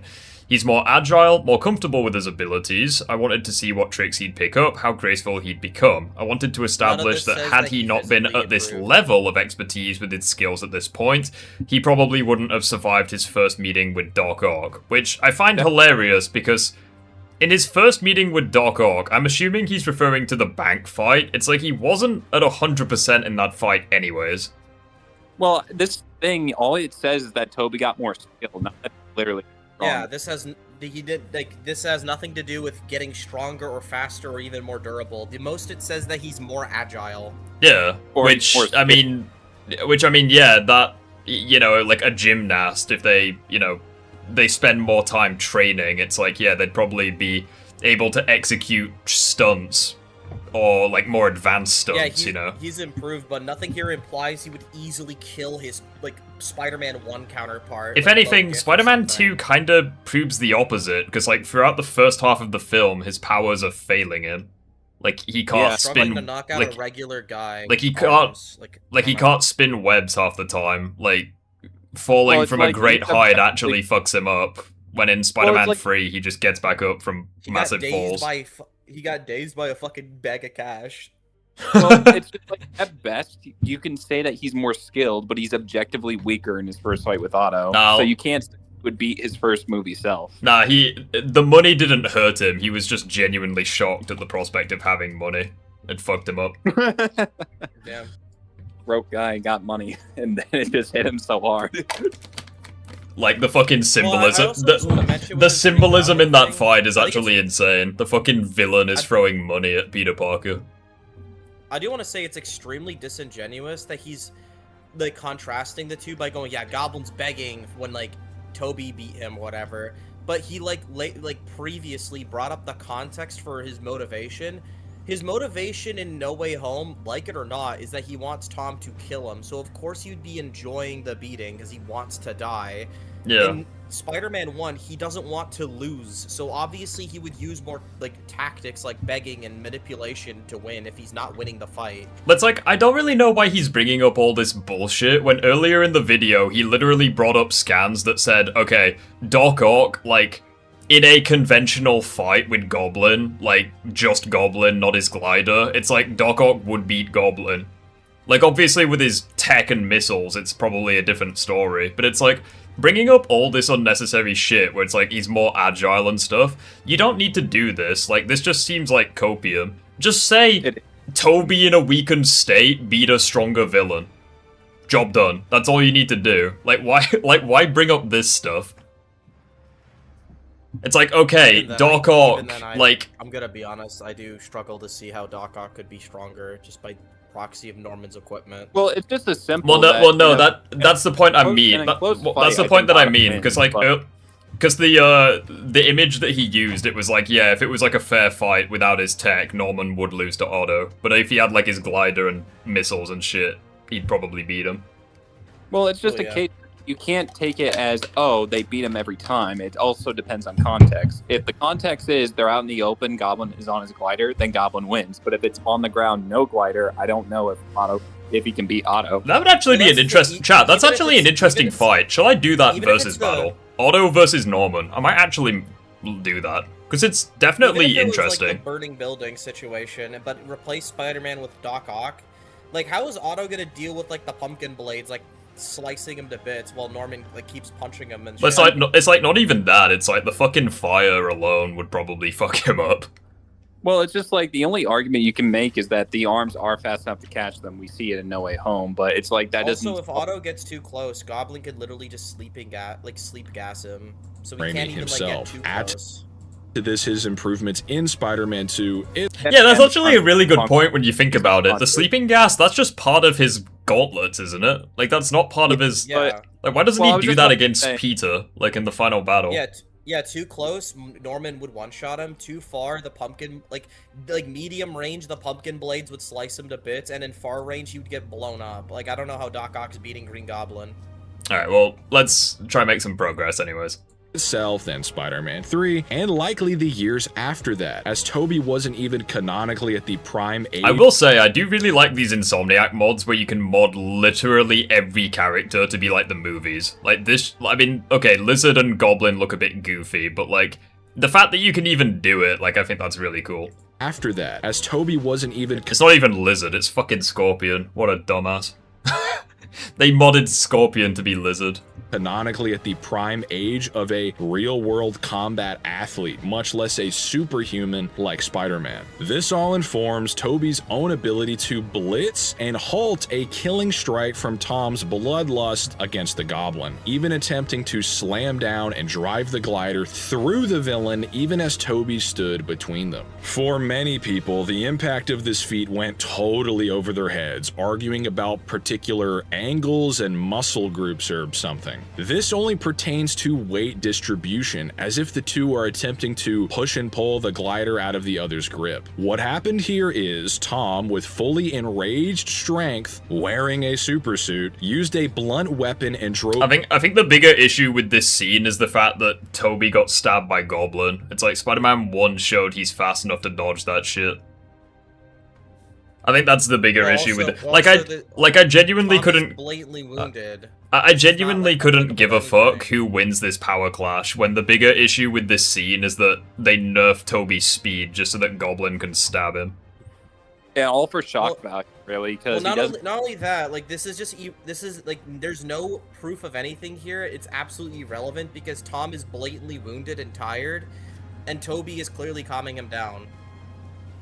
And Tobey's not nearly as bad, like, in terms of where he's not downward. Tobey appeared so fast. Yeah, like, Tobey didn't really take any damage in the final battle, aside from, like, Electro's lightning. But it's like, even then, that fucked Andrew up more than Tobey. Because Andrew was, like, screaming in pain. So I don't know why he's saying he speed blitzed Tom. Like, no, like, obviously, if something's coming fast towards you and you're not paying attention to it, you're gonna get, like, caught off guard. I didn't hear that. Blunt weapon and drove it downward. Tobey appeared so fast out of nowhere and halted it, with no damage to his hands or arms. Similar to, if not exactly like Tom withstanding the force of Cull's hammer in Infinity War. If that's a feat, then so is this. If the actual kinetic energy of the attack was too much for Peter 2 to withstand, his hands would have buckled or been broken off, or sliced right through. Again, the particular poses here have nothing to do with the actual durability of Tobey's hands and arms. He essentially caught both of Tom's punches like an anime moment. This moment, that's all that matters. That's all that's worth talking about. Even in No Way Home itself, Tobey is only there to cure the villains, many of them being mentors or victims in their own right, which he'd spent years imagining ways he could have saved them. He doesn't even want to. But it's like, the problem with Tom's rage is, like, with Tobey's, it's kind of established. It's like, okay, like, if you piss off Tobey, he just shrugs off his previous injuries and he just fucks you up. Like, he has, like, a 5-minute adrenaline rush, and then, like, afterwards, he's you know, it is what it is. But it's like with Tom's rage, it's never established to be like, I mean, even in like the final battle with Goblin, like, before he even fought Goblin, didn't he literally get first smacked by the glider, blown up, and fell like down a few feet? Yeah, but like, and then during the fight, he took a few hits from Norman. He took like a slash from the blade, and like this is while he still has those broken ribs from the previous fight with him. Well, no, what I was gonna say is, well, you're not wrong, but it's like even in this fight, right? Like when Goblin, like he like cuts Tom, and you can hear Tom is like, it hurts him, and he's in pain, but it's like. Like he pauses, he's in pain, right? He doesn't just walk off the pain. It clearly, you know, it's not like he gets cut and he just doesn't slow down in the slightest. Like, you can tell that these attacks do, you know, affect him. So it's like, I don't know, man. Like, I don't think. It's funny because all I will say is, I definitely like, don't think that I don't think that Tom was at 100% when he performed this feat. Well, it's like even. After, like once you unpause it, he's gonna basically say Tobey's not going all out, and he's gonna say, "Well, Tom is trying to go out." No, Tom went with holding back against all the villains except Goblin. Spoilers. Kick ass. Yet he's more or less unfazed by prolonged lightning blast from an arc reactor empowered Electro, which could have even affected Tobey's bones, muscles, organs before he blocked Tom's attack. Compared to Peter 1, who I mean, that's true, but like all those that's are not as bad as. Well, no. That's not literally not even that, like multiple broken bones. Well, not even that. Like that attack hit all 3 Spider-Men, so I don't know how that's a factor. Gets dazed and staggered by much more mild blasts from all across the movie's runtime. In fact, it's like by that logic, Andrew solos because he took Electro's full blasts, and he was still able to like coordinate shit with Tom at the very end, like when he threw Goblin's cure at him. It's like by that logic, Andrew solos both of them. Like it's. I don't know. It's just. I think it's unnecessary to bring up. I think it's very well agreed upon that Tom was clearly the worst off out of the 3. Like even before the fight started, he clearly had to like lick his wounds from a prior fight where he lost badly and got blown up by a grenade and shit, and has multiple broken bones. Like he's clearly like not 100% before this fight with all 3 Spider-Men even start. He takes more damage from a few of the other villains. He gets electrocuted by Electro as well. And then he literally like falls a few stories, gets blown up by another pumpkin bomb, and has to go like on a one-on-one fight with Green Goblin. Yeah, it's like that's Tobey he's clearly the worst off. Alright, let's get going. Fought the Lizard, survived Sandman trying to suffocate him, which is described as his ultimate attack, sustained a prolonged Electro Blast, and a Pumpkin Bomb along with the other 2 Spider-Men before blocking Tom's hang on. Survived that my ass. They weren't close to it. Blocking. They weren't close to it. Yeah, he's just lying. The other 2 to it. Is that oh, hang on. Is that wait, no. Hang on. I'm gonna slow this. He puts it in the box and it's right in Sandman trying to suffocate him, which is described as his ultimate attack, sustained a prolonged Electro Blast, and a Pumpkin Bomb along with the other 2. Okay, yeah, there is blue and red. Okay, so they do survive that, but it's like, again, that applies to all 3 of them. Like, who cares? Spider-Man before blocking Tom's bloodlusted attack, all while holding back as he pretty much always did. Well, I mean, it's just a non. Hang on, it doesn't even matter. It's a non-argument because all 3 Spider-Men got hit by it. It's like, why is he trying to use this to upscale Tobey? Well, even then, like, it wouldn't even matter because Tom, like, took 3 of those. He took a grenade, like, when Norman was about to blow up Aunt May. He literally had to get right in front of the grenade. There's there's this one, and then there's the one where he's hanging onto the glider.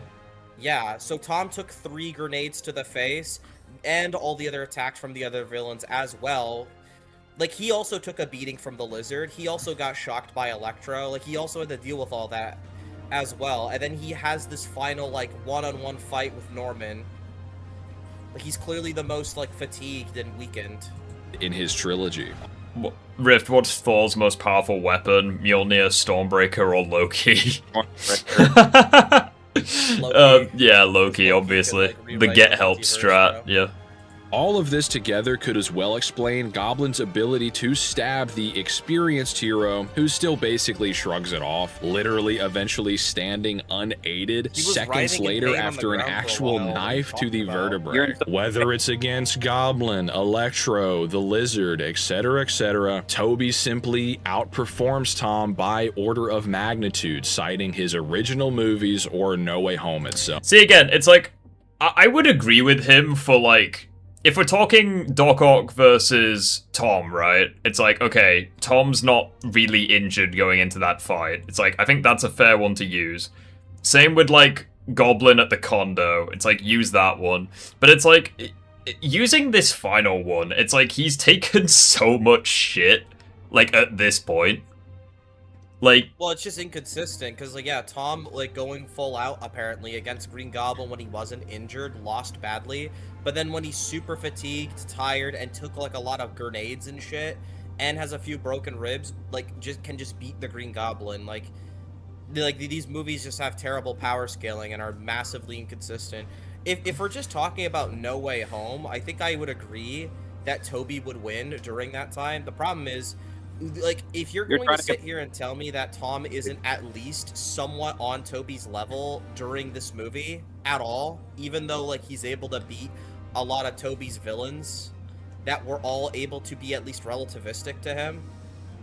I think the biggest, I think the biggest issue is, hang on, I think the big issue in this case, it's kind of like the horseshoe theory, where it's like, we're expected to believe that Tobey got, like, significantly stronger in each film, right? Like, he got stronger in 2, 3, presumably he got stronger in No Way Home, right? But, okay, fair enough. The problem is, okay, how does he get off-guarded by Green Goblin, his first villain? It's like, how does he make dumbass decisions against Sandman? How did that stab even floor him? When he just ignore it? Well, at the end of the day, I'm just going to say this. When they say the Spider-Man gets stronger, it's not like Sonic or Goku where they just dwarf their past selves. It's like they marginally get better. Yeah, they're more experienced, they're more skilled, and they may get stronger over time, but it's no different than in the real world. Like, you don't go from lifting maybe 500 pounds to lifting a ton. Like, that's not how their strength works. Their strength is marginal. It gets somewhat better, but it's not. I mean, it entirely depends on the film. I think that's just generalization. Well, no, but it's just one of those where you can't convince me or anyone else that these villains should in any way not threaten them. It's not even. I think you're just overthinking it. It's like, we're expected to believe Tobey gets so much stronger as the films go on. Why does he take such an embarrassing loss to his first villain in No Way Home? Like, it contradicts. It contradicts everything. That's the thing, though. If he's so much stronger, he would dwarf Green Goblin by this point. Why, when Green Goblin's trying to steal the box, why doesn't Tobey just body check him or something, and then he's just done? And we even see in just instant KO Green Goblin by this time if he's and this also throwing that much. This also contradicts Spider-Man 3, because in that film it's specifically stated that Harry has surpassed Norman in physical stats as well as tech, and Tobey beats him pretty easily. Even before he gets the black suit. It's like, okay, he can beat someone, like, objectively above Norman in all stats. Why does he take an L to Goblin in a pretty embarrassing way in No Way Home? Like, it's just contradictory, and I don't want to dwell on this point any further. Also, before we there at least did exist a kind of headcanon or any of the Spider-Men by themselves should have been able to take on each of the villains, not necessarily all at once, but like, it should play out like any Sinister Six battle where Spider-Man is fast enough, smart enough, and good enough to basically take out each of the villains by themselves. The fact it took 3 of them to take down 3 villains, maybe 4 if you count Goblin, it just seems embarrassing. Like, they don't seem like they're at the top of their game. I don't know, dude. Well, I think that's... I'm gonna be honest. If you ask any of the big wigs that were, like, behind No Way Home, who is the strongest Spider-Man, they would probably just say, like, they're all the strongest. They're, like, around each other's level. I'd also just... Like, I'm pretty sure that's even what the narrative's trying to, like, imply. They're just as good as each other. Also, Asif, I think that what you just said is complete bullshit, because, like, it is what it is. I'm not trying to say that they're bad or anything. I'm just simply saying, if they were so much stronger than their past villains, then Tobey should have been able to take on Sandman, Otto, and Goblin all at 3 times, or Andrew with Lizard and Electro. Like, Tom wouldn't even fit into the equation. Again, I think that's just better. I think that's a massive leap in logic. Well, no, I'm just applying the logic that if they're so much better because they're more experienced and grow stronger over time, and these villains came from those films, from the past, basically. It's like if they completely dwarf their past selves, they should have been able to do that. Yeah, I think himself from the past or no? Because if not, then like, why are we? Then if we scale what his limits are in the Raimi-verse, then like, they're objectively lower than Tom's. Well, I'm also going to point out something that people are saying in chat. First of all, they're not trying to beat the villains, which you could argue makes it worse. Because they're like holding back massively. But I also think that the idea that like they get stronger, therefore they can solo all their villains, I think that's a ridiculous thing to say. Well, that's what Crisis says. Because you even contradicted what you said. It says that Tobey should be able to solo Goblin and Otto in this film, even if they attacked him at the same time, which I don't even believe. Well, spoilers, but also you contradicted what you said earlier, where it's like they get stronger, but it's by small amounts, and now you're acting as if he should 1v3 his villains. Well, that's not what I said. I'm saying you did say that. The Crisis is using applies. That's how it should work, but it clearly doesn't. Yeah. We're trying to say if Crisis is so right and like. Well, again, I don't know this because I haven't seen the video yet. You're telling me shit he says later on. I haven't seen it yet. Well, I haven't seen it either. I'm just going off of what he's been saying so far. Like, he literally tried to say that with Spider-Man 2, like, he dwarfed his past self. All of the villains passively got an amp from just entering the MCU. I just don't agree with this is Crisis. never stated and demonstrated. Again, Ock and his arms would be damaged and functioning at less than 100% when they tore apart the Iron Spider, or even when goblins slashed into them. Norman does augment his armor, but he'd only slapped on parts of his own glider to his suit, something Tobey could punch straight through in the first. What do you mean? That is so cope. What do you mean it's cope? There is no way you're gonna reject the premise that they got stronger by proxy of just them being in No Way Home when Doc Ock is blatantly surviving things that knocked him out in the previous movie. Well, again, I think that's just a proxy of bad writing, because they confirm that they are the same guys. They didn't get stronger. Well, that's the thing. The only two that got stronger, technically three, the only villains that got stronger were Lizard, Electro because of the arc reactor, and Sandman because he's better at using his abilities. Well, that's the thing. I agree with you, Rift, but this is the problem. If we agree that there's a lot of bad writing and power scaling inconsistencies, why are we doing that for some of the feats and scaling, but not others? So it is bad writing to say that the villains got stronger because that would make no sense. I agree. It's also that it would also by proxy be bad writing that Iron fucking Spider loses to Doc Ock. That makes no sense. Yeah, that's what I mean. It's like No Way Home just retcons the power scaling within the Spider-Verse. Basically, but that's what Crisis is doing. Crisis is here rejecting this, stupid. I think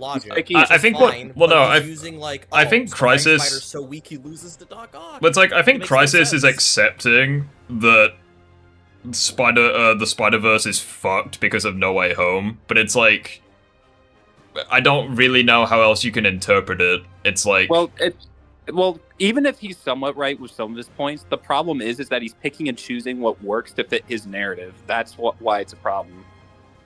Like, even if some of it's correct, he's skewing it in his favor.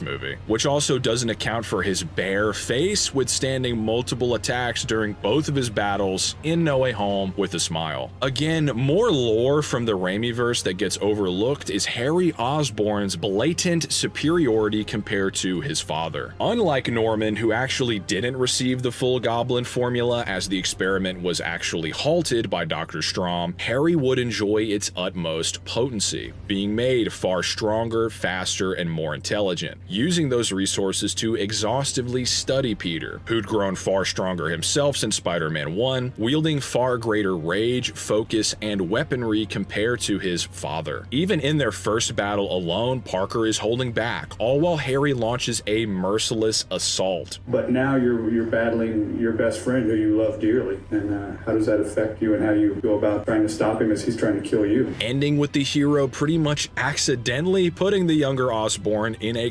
coma, honestly humiliating someone at this point deadlier than Dr. Octopus, who in turn would foderize Norman. So even if the original Goblin in No Way Home was amped in every way. I mean, I would point out as well, I think an underrated moment for Harry is the fact that he's kinda able to contend with Black Suit Tobey. Like, obviously he loses that fight, but it's like, I think that alone kind of makes him above Norman, at least. Yeah, it's like he gets a stab in, he gets a few good punches, he kicks Peter into... No, he doesn't kick Peter into the fireplace, the whiskey goes into the fire. But it's like he gets a few good hits in on Symbiote Peter, so it's like... And you can argue without the symbiote, he probably would have, like, I wouldn't say lose to Harry, but he was stabbed by Harry and would have struggled a lot more. Yeah, like obviously he can't beat Symbiote Peter, and I mean he got folded by Venom at the end of the film. But it's like Harry is an underrated, like when it comes to power at least, I'd say he's the most underrated Raimi villain. Weapons and stuff. Like, he literally knocked Sandman to the floor. Yeah, he could his glider could destroy Spider-Man against Sandman. He's like the one who beat him. Like Peter couldn't do anything because Sandman can't take any physical attacks. Yeah. Well, I don't, and once again, I don't even know why he's bringing up Harry, because that has no relevance at all. Because anyone could just simply argue that the amp that Norman got is way, way above Harry right now. But that's the thing that's confusing me, because like Norman didn't get an amp, he's just naturally this strong all of a sudden, which is why it's fucking ridiculous. Yeah, I wouldn't even say it's a canonical amp. I just think through bad writing, they're just for some reason randomly way stronger than they should be. Yeah, it's like all of a sudden these characters that were like dying to city block level attacks, it's like all of a sudden they're now like country level because of fucking No Way Home. Like it's ridiculous. Yeah, Tom Spider-Man, that classic, he blocked the attack from, I keep forgetting his name. Cull Obsidian. Yeah, Cull Obsidian, Mr. Boring Gray Monster villain. The fact he's able to block that is way more impressive than Green Goblin could ever, imagine in the Raimi-verse. Tom should realistically one-shot every one of these villains. They're just not in his league. Yeah, take care, Kyle. It's storming in your area. Yeah, have a good one, mate. It's been good having you here. Take care. But this is what I'm saying. Crisis is saying, oh, Goblin loses to Otto, Otto loses to Harry, and Peter just gets better over time, to the point that he's saying that they can probably foderize each other. Therefore, saying No Way Home Peter should be able to one-shot his Goblin and Otto. Again, it's I agree with this premise, but it's like all he would have to do, he doesn't have to do this rock paper scissors logic where it's like, oh, this guy beat this guy beats this guy. It's like literally just say, oh yeah, Harry kinda contended with Black Suit Tobey. Job done. That's all you need to say.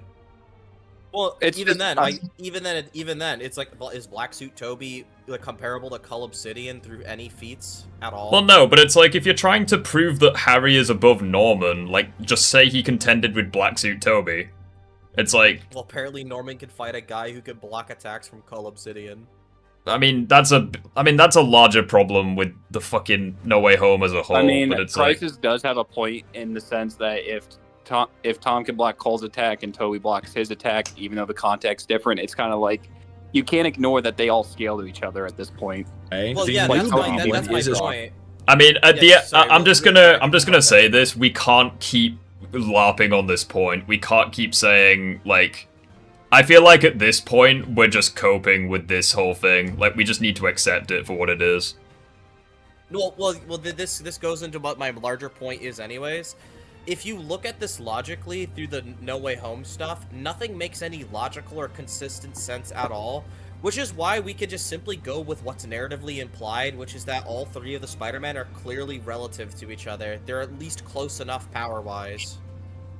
They never even imply, Tobey's massively stronger than the other three Spider-Men. At most, you can only argue that he's maybe the, strongest out of the three by a bit. But, there's nothing saying he just dwarfs Andrew and Tom at all. They're all relative, therefore... And if we go through the villains, it just doesn't make sense. The villains just... I'm just gonna stay quiet, because I don't agree with either of you. I just want to get this video going.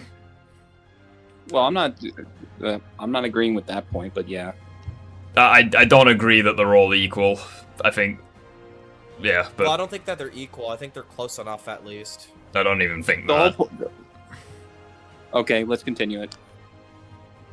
Well, an all-around upgrade compared to the original, and a holding back Peter 2 swiftly defeated him. There is a very bizarre event when Norman first arrives in the MCU where he smashes his mask with a single swing of a chunk of concrete. Obviously, this thing is designed to protect his face. In fact, the first movie novel says that this web fired from Peter 2 would have taken the villain's head off if not for his helmet. Again, the No Way Home art book says that these villains were decidedly unchanged from their original depictions, so some spike in power is unlikely. It's worth remembering that these characters are only in the new world due to their knowing of Spider-Man's secret identity, which Norman would only learn after multiple battles, which surely put strain on his armor and mask. Multiple statements taken together inform that, despite his rage and adrenaline, Peter 2 only sought to KO Osborn rather than outright kill him, again contrasting with Tom Holland's version. Plus, if we're to believe Goblin is now somehow capable of one-shotting his own armor, and this random chunk of gravel can hold up to that, Harry, who's stronger than Norman yet weaker than Spider-Man 3 Peter, can one-shot an entire brick wall. So, speaking of the multiverse, if these Spider-Verse films are to be believed, I mean, that I think that's complete. These movies are just so stupid. Well, That's it's just I don't know, man. Like, it's complete nonsense that Green Goblin can one-shot his mask, the same mask that, and also what he says, and also what he says as well, where it's like Tobey's battles with Goblin weakened the helmet. It's like that same helmet took like a beating from Tobey at the very end of the fight, at the very end of the film. So it's like. Well, that's also stupid too. Why would he not like repair his armor and restock his weapons before he goes out each time as the Green Goblin? That would, yeah. He does have multiple armor sets, like we even see in Spider-Man 3. We see this in Spider-Man 2 and 3. He literally has a secret lair with multiple Goblin masks. Are you seriously telling me he never just replaced it with a better mask that's more attack? We see in Spider-Man 2 when Harry discovers the lair that there are multiple masks. Goblin masks, yeah. Even different prototypes. And you can't even make the argument that it's the same one, because it's like, why would they restore the helmet that was badly damaged? Like, why would they... Norman was dead when that happened. Like, Norman didn't just repair his mask and leave it for Harry. Yeah. It's like, why would Bernard do it? I don't know. It's... Alright, let's continue. Andrew and their villains would in fact be weakening at a cellular level as they are displaced from their home dimensions with no apparent wrist devices to keep them tethered. Venom, as well as many statements, irrefutably connect the MCU to the Spider-Verse movies and their broader lore. And while many use headcanon to suggest that Strange's spell would somehow be exempt from these effects, I'd argue that a memory erasing ritual, called dangerous even before Peter warped it to the point of literally cracking apart reality, is as, if not more unstable than the dimensional super collider which pulled in Miles' allies. The spell was never even deployed to affect the multiverse. Remember too that Spider-Gwen was stranded in the 1610 dimension for multiple days before experiencing the worst of glitching. Peter 2, 3, and their rogues are already far stronger than Gwen based on feats, and were outside of their home realities for far less time. Whether the events of Doomsday, Secret Wars, or beyond the Spider-Verse strengthen or weaken these bonds is yet to be seen. Nonetheless, as of No Way Home, Tobey's officially described as the wisest, the planner, and most experienced of the three, meaning he sports greater judgment, skill through experience, and is the utmost strategist. The MCU timeline book sums up his version as a veteran by comparison, with even Hasbro, working under strict guidelines from Marvel, calling him the most muscular of the trio. We were able to make them really authentic to their on-screen representations. He's the older of the Peters, a little bit, more muscular there. As far as the breadth of abilities, even in the first Raimi film, the VFX supervisor stated that Tobey possessed all of— Oh, fucking hell, this statement. Oh, this statement's gonna be a storm in a teacup. Oh, I cannot tell you how many times he has misinterpreted this statement. I swear down in his video that he made on Insomniac versus Tobey, I feel like he tried using this statement to say that he's equal with 616 Spider-Man. That's he did. Like, he basically said that Insomniac like saying that he has the same abilities. No, well, yeah, he said. Well, no, he exactly. said. He specifically said, even if you want to, because you know that Insomniac is like comics where he's crossed over with like the comic versions of Spider-Man. He specifically said, even if you want to wank Insomniac to 616 Spidey's level, Tobey was stated to be equal with 616. He specifically said that in that video. But it's like Insom directly like fought 616 in a fight, whereas this person at VFX just said that, oh, he has the abilities of 616. Which isn't even true, because it's like, the organic webs alone would contradict that. Because it's like, I know that he had organic webs in the comics, but for the most part it was web shooters. Yeah, it's like he got rid of the talents of his comic counterpart. Parachutes, tripwires, shields, missiles, nets, wielding them all with mastery. The 3 video games showcase a lot of these more extreme powers, with it being kind of unappreciated how much Raimi and the film's producers were involved with these games, being overseen by Sony Pictures, with Sam himself even vetoing certain gameplay mechanics. So they do more or less align with the movies. No, that's not how that works. Just the game mechanics don't translate to the movies. Like, his web gauntlets, like his web explosions and web variations don't exist in the movies. That is the... Okay, hang on. Okay. The only one that exists in the films are the web bullets. He uses them in 2 and 3. Like, against Doc Ock, and he uses them against Harry Osborn. But this is such stupid logic. It's like saying... Like, this would be like saying... Fucking, what's the guy called? This would be like saying, oh, Stan Lee has a cameo in every Marvel film, therefore every Marvel character are equal to the comic counterparts because he wrote the comics. Like, it's such a massive leap in logic. And plus, they're just not canon to each other. It's like, okay, because he's severely biased for the Tobey version of Spider-Man, and I get it. Like, out of the live-action ones, I think he's easily the best one. Like, don't get me wrong, I think it's cool that Sam Raimi, like, got involved with the games, and I think it's cool that Tobey Maguire, and, like, basically all of the voice actors, I think it's cool that they reprised their roles, but it's like, some stuff in the games just aren't canon, like, to the films. It's kind of just a separate timeline. It's kind of the same thing with the TASM 1 game. It's like the film is canon to the first game, but the game isn't canon to the films. The films.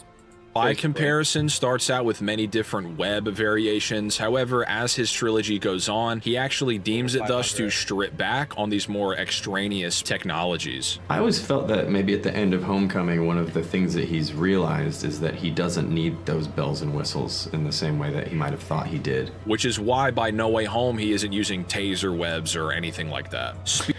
He feels like he doesn't need the things that make him objectively better in a fight. Also, that's bullshit. He uses the taser webs in this fight. Once again, double standard, because Tobey blatantly doesn't use any of those web constructs either in fights. You're right. Well, no, that's not even true. He uses the taser webs in this fight, because it saves him when Otto is pressing him against the helicopter blades.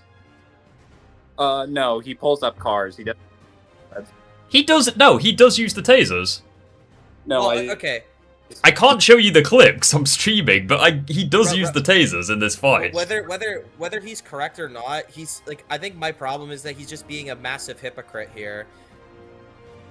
Yeah, he's basically saying Speed is as well that Tobey. But it's like that's variation. I'd also point out as well. In fact, Tom objectively has more abilities because he has over 500 web combinations. Let's not even character he doesn't use them, and then they just ignores that Tobey barely uses his. Let's like it's not again like Brand New Day also contradicts this because he still has the web grenades, so it doesn't even matter. Pretty self-explanatory. They both react to the same opponents, so at worst, Tobey can just keep up with Tom. While many were impressed by Peter 1 sensing Goblin's heel turn in No Way Home, Tobey actually detected the Goblin persona within Norman even before the villain ever made himself known. Whereas Tom already knew. The fuck? Hang on, let me read that. See, Luke, I also want to point out, you're saying we're jumping on this guy's point without hearing it. I'm not criticizing his argument itself, I'm criticizing the evidence he uses for that point. detected the goblin.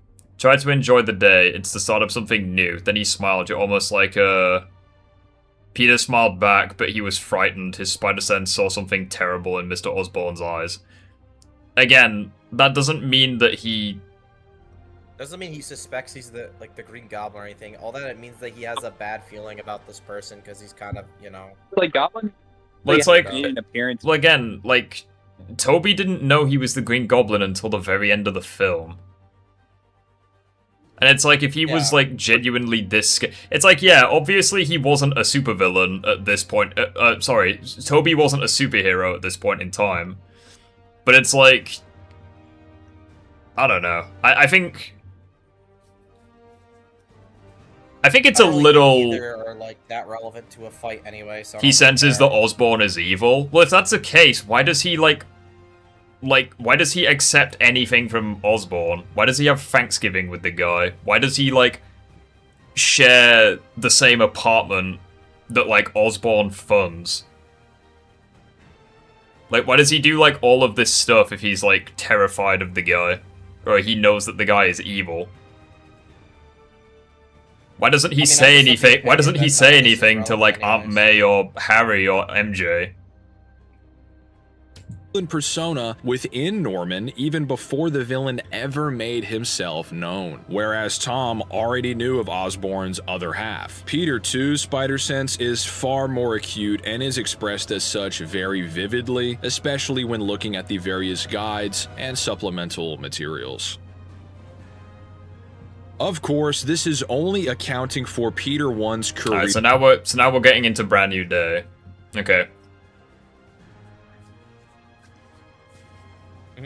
I don't know. I feel like that would be very fucking irresponsible of Spider-Man to allow, like, a bad person to share the same room as Aunt May. Like, if his spider senses were warning him that something was wrong.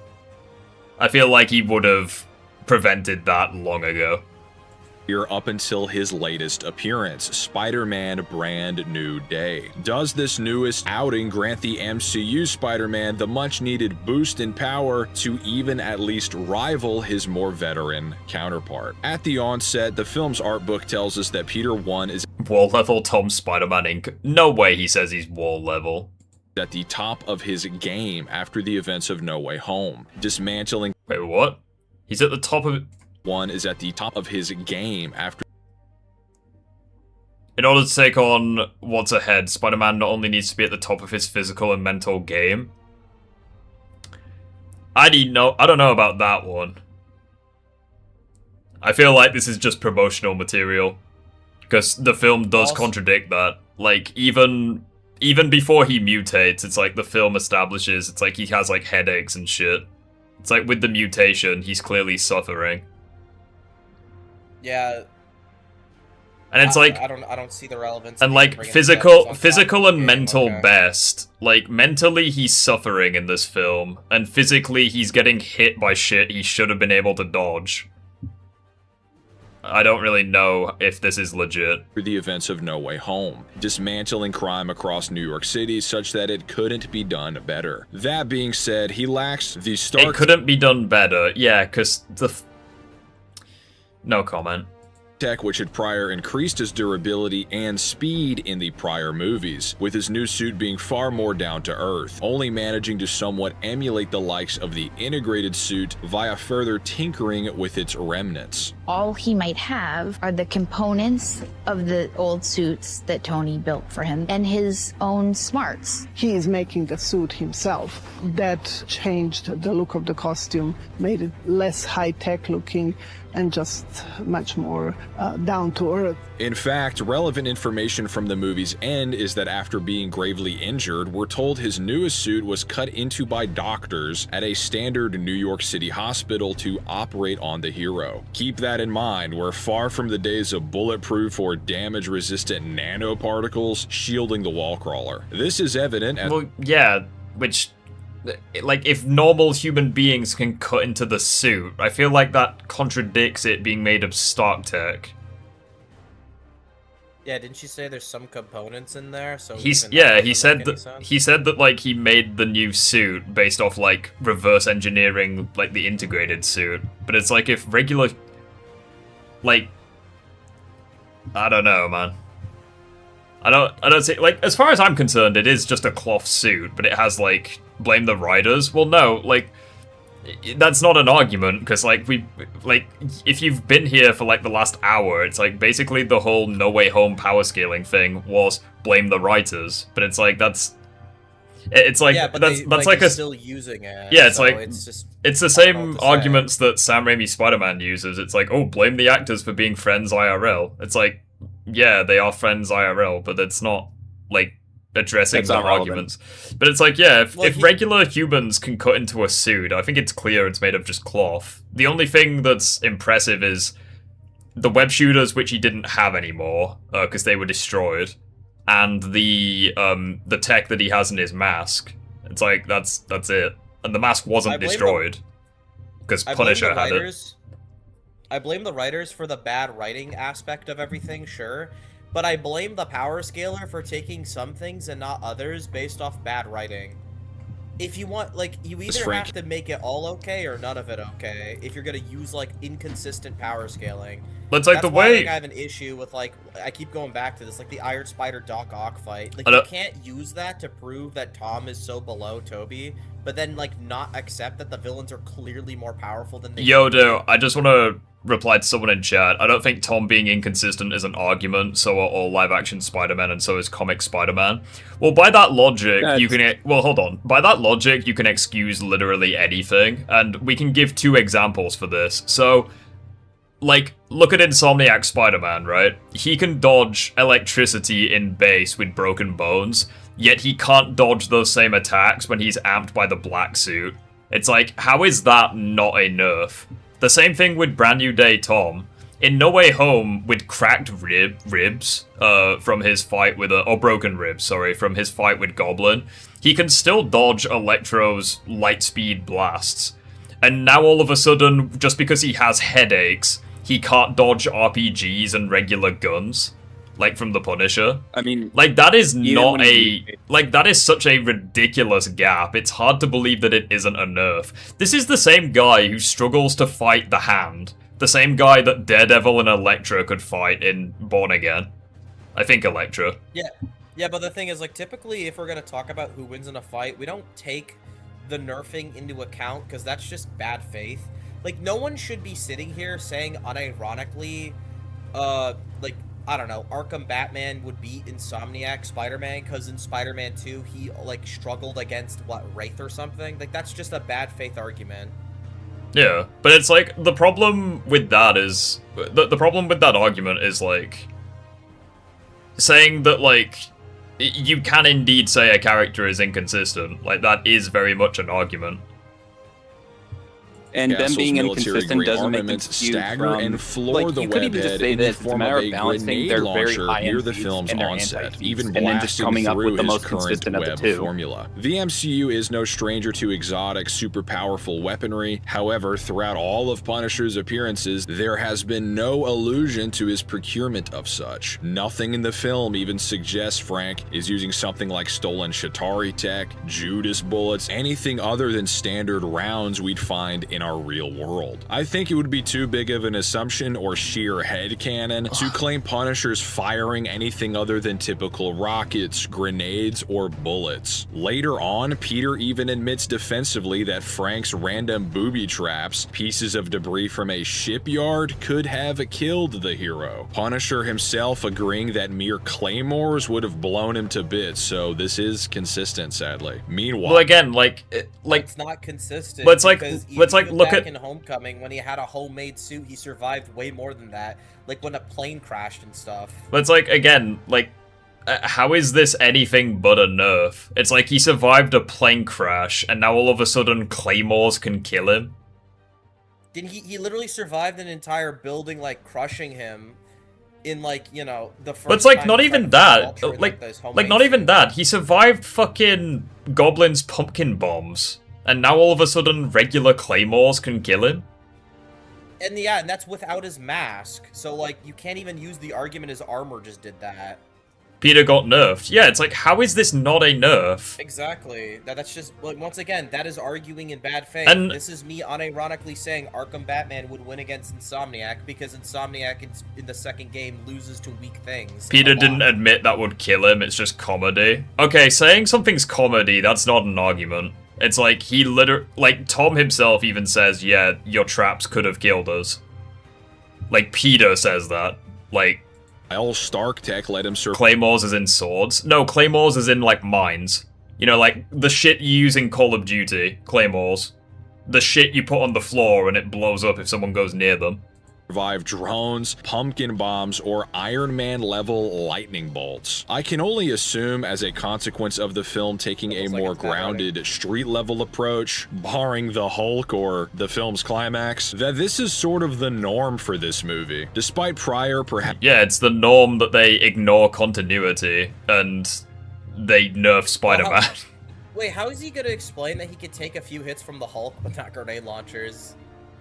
Perhaps Stark Tech augmented displays of lifting impressive weights. Peter 1 this time struggles to redirect a tank or pull its top hatch off during the initial chase scene. This is followed by his being scanned by the Department of Damage Control, with his actual power level in the form of the PSI his body could withstand being legible on screen. It's small, but it pretty clearly reads as muscle fiber density 42,000 PSI tensile strength. Using this and plugging in the height and mass of Tom Holland, accounting for the distance traveled by a standard punch, this amount of energy realistically caps at around anywhere from 20 to 900 kilojoules of force depending on certain variables. This is the energy required to destroy an entire wall, which is safely superhuman by real-world standards, but not very impressive for even the MCU's super soldiers, including this Spider-Man's prior displays. So they know.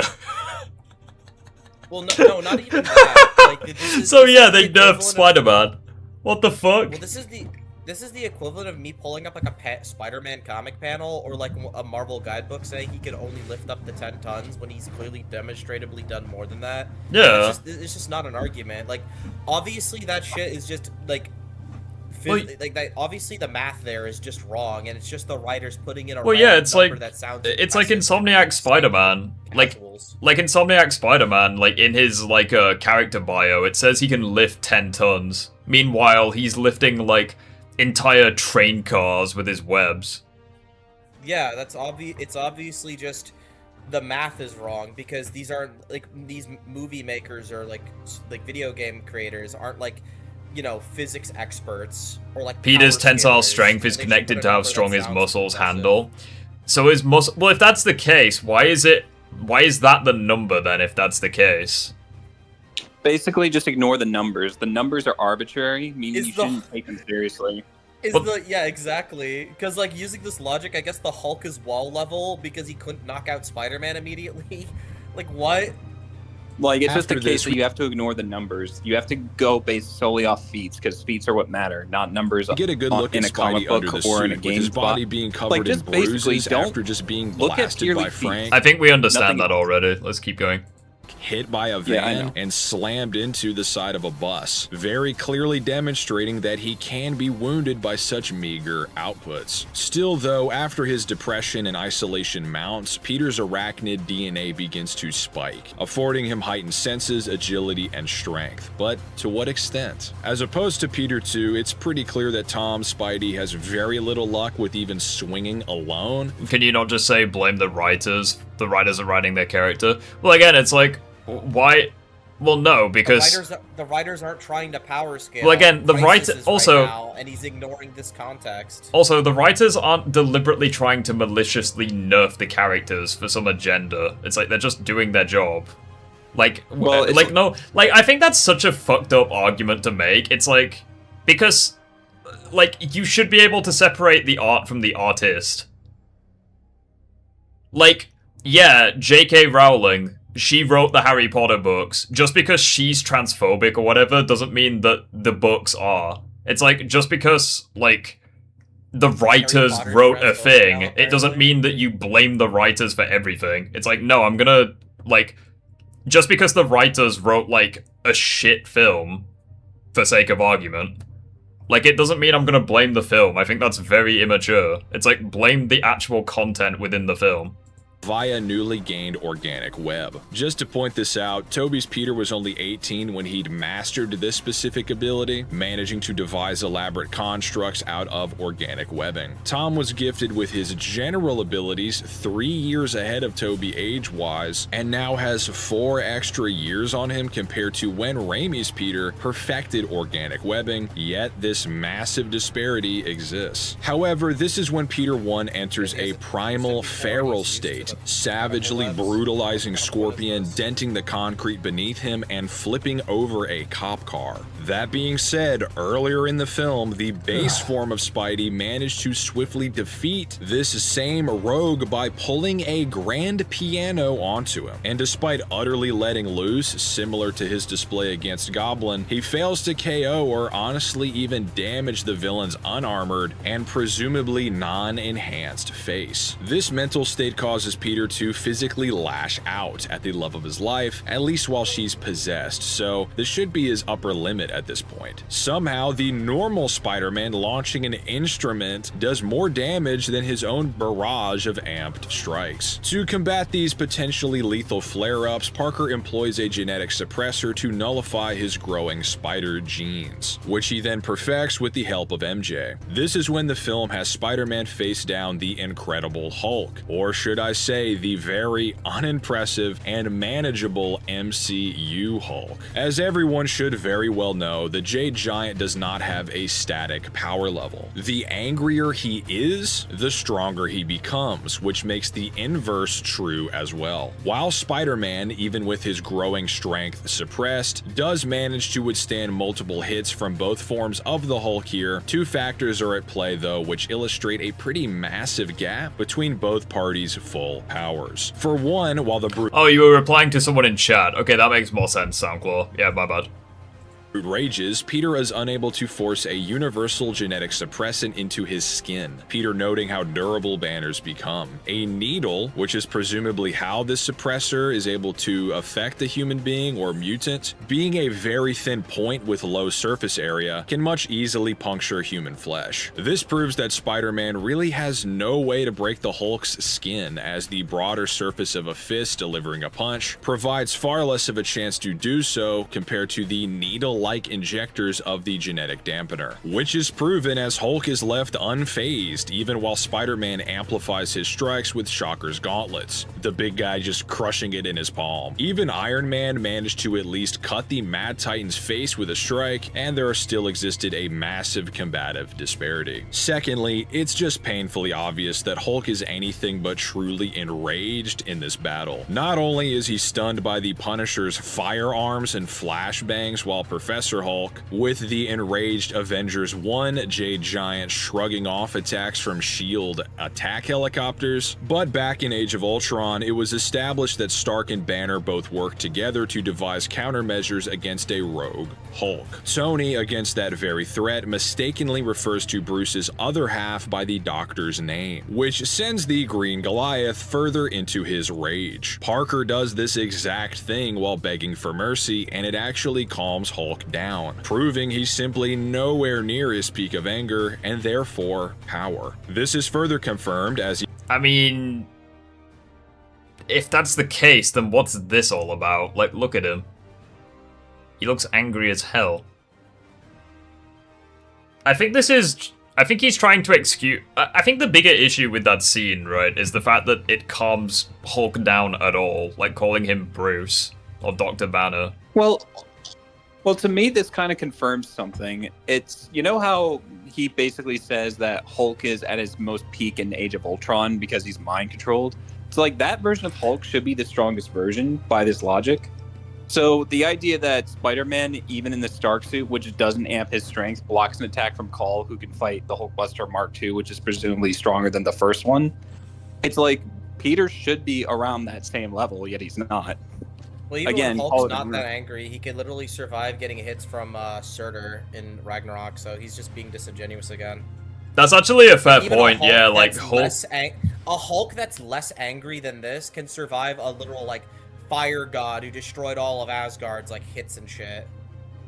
Yeah. That's actually even worse, that's yeah. a fair point. And it's like And he Asgard fought like that giant wolf thing and shit. and it's like He wasn't Surtur angry. Big monster. But it's like Surtur, even in base, it's like he could kinda contend with Thor. So it's like Surtur is crazy strong. It's like, Well, yeah. even when Hulk wasn't even that mad in the Gladiator arena, and he was just kind of enjoying himself, he was beating the shit out of Thor. Well, and I taking think hits from Thor. Well, I think regardless of how you interpret this scene, either Hulk was nerfed, therefore nerfing Peter, or Peter's nerfed against the Hulk. Either way, Well- it's bad. Well, once again, hypocrisy. If he's going to go by like what is blatantly shown, and the narrative is clearly showing he's weaker, even though canonically he shouldn't be, then you should acknowledge. Like, if you're going to do that, then you should do the same with No Way Home's villains. They're just more powerful, even if canonically they shouldn't be. It's a double standard once again. I just find it wild that, like, this. Are we going with off what is shown or what is like logical? I just find Being it. consistent. I think the hardest thing for me to believe is that Tom just doesn't die in this fight. Like, he gets, like, beaten so badly by Hulk, and then the way he like, quote-unquote, wins this fight just makes no sense to me. Like, the Well, only... it's just contradictory on every level. Like, the Also, only... even this weak-ass Hulk is still blatantly above wall level. Like, the only person that got away with calling Hulk Bruce was Betty Ross, and, like, Hulk still had to be, like, super calm in order for it to, like, listen to her. And that's, like, the love of his life, so it kind of makes sense he would listen to Betty. But it's like, Savage Hulk hasn't had a single scene with Spider-Man. It's like no matter how you screw it, there's a lot of contradictions in just this film. I think once again, Crisis is just omitting context, because if anyone slightly considered Hulk scaling, they would understand that a Hulk that isn't even that angry in Ragnarok can clearly display more impressive stuff than what's going on here. Like, so it's just a writing issue. Well, not even that. Like, you know, in, like, the Avengers with, like, Hulk and Thor, it's like they were both, like, having, like, a camaraderie moment when they took down the Leviathan, and Hulk just fodderizes Thor with, like, that one punch. And it's like, he doesn't even seem to be that angry. He's just, like, he seems happy, almost. It's like he just decks Thor, punches him off camera, and Hulk's just like, Like, yeah, in this movie, he's not, like, roaring with enough, anger or he's willing anything. to severely hurt or kill Spider-Man for basically no reason. So he's clearly, like, somewhat uncontrollably mad in Brand New Day, when, like, in Ragnarok, and even, like, and yeah, like you said, the later half of Avengers, he's not even, like, that enraged. Like, Avengers, he's literally just enjoying himself smashing a bunch of Jatari. Yeah, it's like Cap even says to him, like, yeah, Hulk smash, and Hulk just grins at him. It's like he's clearly, he's enjoying life. Well, hold up. I'm just thinking of this. You remember Loki, how he just, like, ragdolls him and then just walks off puny god? He's clearly more in control there than he is here. Bruce says Bruce says Jean broke something in his mind. Well, if that's the case, why does he calm down at all? Like, shouldn't he be, like, fully out of control? Well, did Jean nerf his abilities through his brain somehow? Yeah, did Jean nerf the Hulk? Well, no, but it's like, It's either one concession or the other, I think, like, Crisis has to do here. He either needs to concede that we should use what is blatantly displayed in the actual, like, movie and just scale them from that, or, like, what is consistent in canon. Well, it's like, you can't even make the argument that, like, he isn't at his peak rage. It's like Professor Hulk, when he was crippled and he only had one arm, it's like he held up the Avengers facility. And it's like, here we have Savage Hulk, who's clearly pissed off, and he's getting pressed by chunks of a building. Yeah, if we're ignoring the bad writing and just going by the wider lore of the MCU, Spider-Man is taking hits from a guy who, even not that enraged, can survive attacks from Surtur and can literally, like, hold up an entire, like massive building and shit, and can easily beat Loki. The fact that you can still loses to the hand. The fact that you can unironically argue that Professor Hulk beats this Hulk now is embarrassing. The same Professor Hulk that was folded by Abomination in the She-Hulk show. It's just like when looking at this fight, it's like Peter doesn't take a direct punch from Hulk. Yes, he takes like a thunderclap and the Hulk ripping a roof onto him, but it's like contrast this scene with the Loki attack. Yeah, but contrast this with him fighting the Hand later, like Spider-Man. Right, like it just doesn't work. All right, let's keep going. If we're going by lore, Peter's more durable than Loki in Avengers 1, and I don't think there's any way you can argue Tobey's more durable than Loki.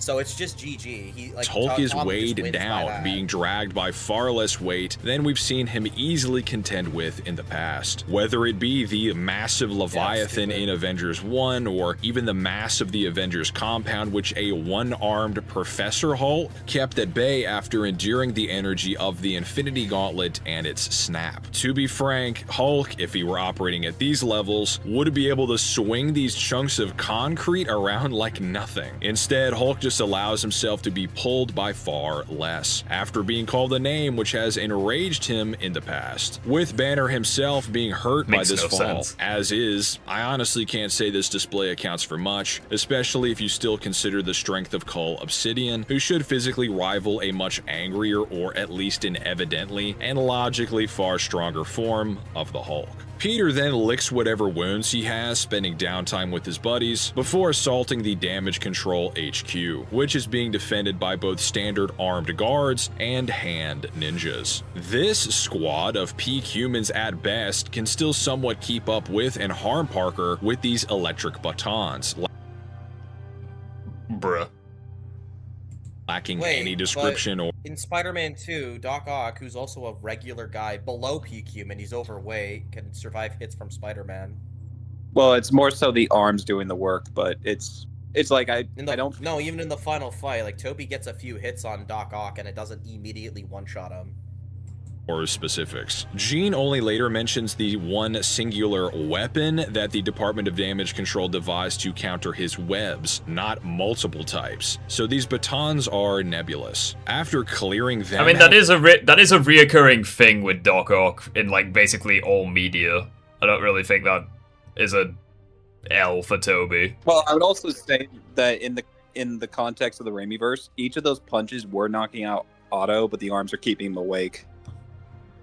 Well, also, someone in the chat called you out, Liam. Luke said you literally said that all the Spider-Men are relative. Now Tom is more durable than Loki, but Tobey isn't. Now who's being the hypocrite? No, I'm using the logic that is given by like the lore of the MCU. Also, I would point out, actually believe that. And also I said that during the time of No Way Home, and I said what, and by the way, I don't actually believe that through scaling. I said that's at least what the narrative is intending to like present. Deluxe Tron. I'd also point out that those stun batons were never made specifically for Spider-Man. The only weapons that were made for Spidey were the ones that like neutralized his webbing. That the Hand had. I mean, in fairness, I'm assuming those stun batons are meant for superhumans. However, I mean, it would make sense, but it's like the only weapon that they reference is the one that neutralizes his webs. Is basically beaten to hell by, again, a group of ninjas sporting those batons and katanas. He lands direct hits on them, all while the lives of many innocents hang in the balance, and he fails to KO a single one of them. Again, these are more or less Daredevil tier fighters, barring wild logical leaps that they were significantly amped since that show via some unseen serum or something. If that's confirmed later down the line, then we can at least have a conversation, but as it stands now, these are even likely novice members being called mere wayward youths, and small groups of them can still somewhat keep up with and injure Spider-Man, either with melee attacks, a katana, or ninja stars, which pierce his flesh, or these electric batons. This being between his failed attempts to knock over a random metal door after around 10 consecutive strikes, failing to pull it off its hinges as well. Again, we'd have to make some exhaustive series of excuses. What is this door? Did damage control steal vibranium, mine adamantium from Tiamat? It's technically not impossible, but unless it's stated, it'd be nothing short of wild speculation to say this is anything other than standard steel or something, and Peter can't even hope to dent it. If you want to cite damage control's other door earlier in the movie, which not even Professor Holt could budge through, he can be pestered and stunned by Punishers, as far as we can tell, totally normal weapons. After embracing his inner Spider, Parker's strikes lack impact. Despite launching these ninja, none of them are knocked out. This new form of Spider-Man is clearly much more powerful. The very same stun baton which injured him earlier shatters against his arm now. But remember that much like Scorpion, this unit was already dealt with off-screen well before Peter's amp. And like with the Punisher, these hand ninja are thoroughly established to be Netflix Daredevil tier at best. That era of Marvel is irrefutably wholly canon to the MCU, with Nobu after his resurrection being explicitly noted as an empowered, high-ranking hand operative. A newscaster in the movie describes them as superhuman, however, so was Nobu. And without elaboration, there's really nothing to distinguish their combat abilities since the unit's prior appearances. Yet, even with his newfound power, the best Spider-Man can do is web them up after multiple of them walk off his direct, apparently supercharged attacks. None of them are left on the ground reeling after he tags them, nothing like that, and that's pretty much the movie's final battle. He does manage to kick this door off its hinges, not even actually busting through the metal itself, which is pretty cool, I guess. However, he's almost immediately shot by one of Punisher's high-caliber sniper rounds, and despite being able to dodge Blightning in his Stark suits, his best bet is to grab the person Frank was aiming for, pivoting his own body into the bullets. This round was fired from an insane distance, which of course would provide more time for Peter to react, especially— I will say, me and Crisis are actually kinda on the same page with this. It's like, yeah, the mutation should make him stronger, but he doesn't really do anything with it. Like, I'm actually kinda— it's like, yeah, Crisis, some of his points I didn't agree with, but it's like, when it comes to this specific point, it's like, yeah, I agree. Like, you've heard me recount the exact same points. It's like, yeah, he mutates, he should be stronger, but it's like, what does he do with the strength? Well, I agree. This is like bad writing. Yeah, it's like— I think the problem is, like, it depends on how you want to scale these things. If you want to scale Tom and like Tobey in a fight based off what you're literally seeing, then yeah, obviously I think Tobey would like destroy him. But if we're going by like what the lore implication should be based off what Tom is able to consistently do with his strength and stuff, then yeah, I think Tom would, like, I think it's easily win because of the I don't even think it's got anything to do with Tobey versus Tom at this point. I think the main issue that I have is, like, people look at this shit and they say that Tom is like the strongest he's ever been, but it's like, I look at this film and I say, why? It's like, he gets tagged by attacks he should be able to dodge.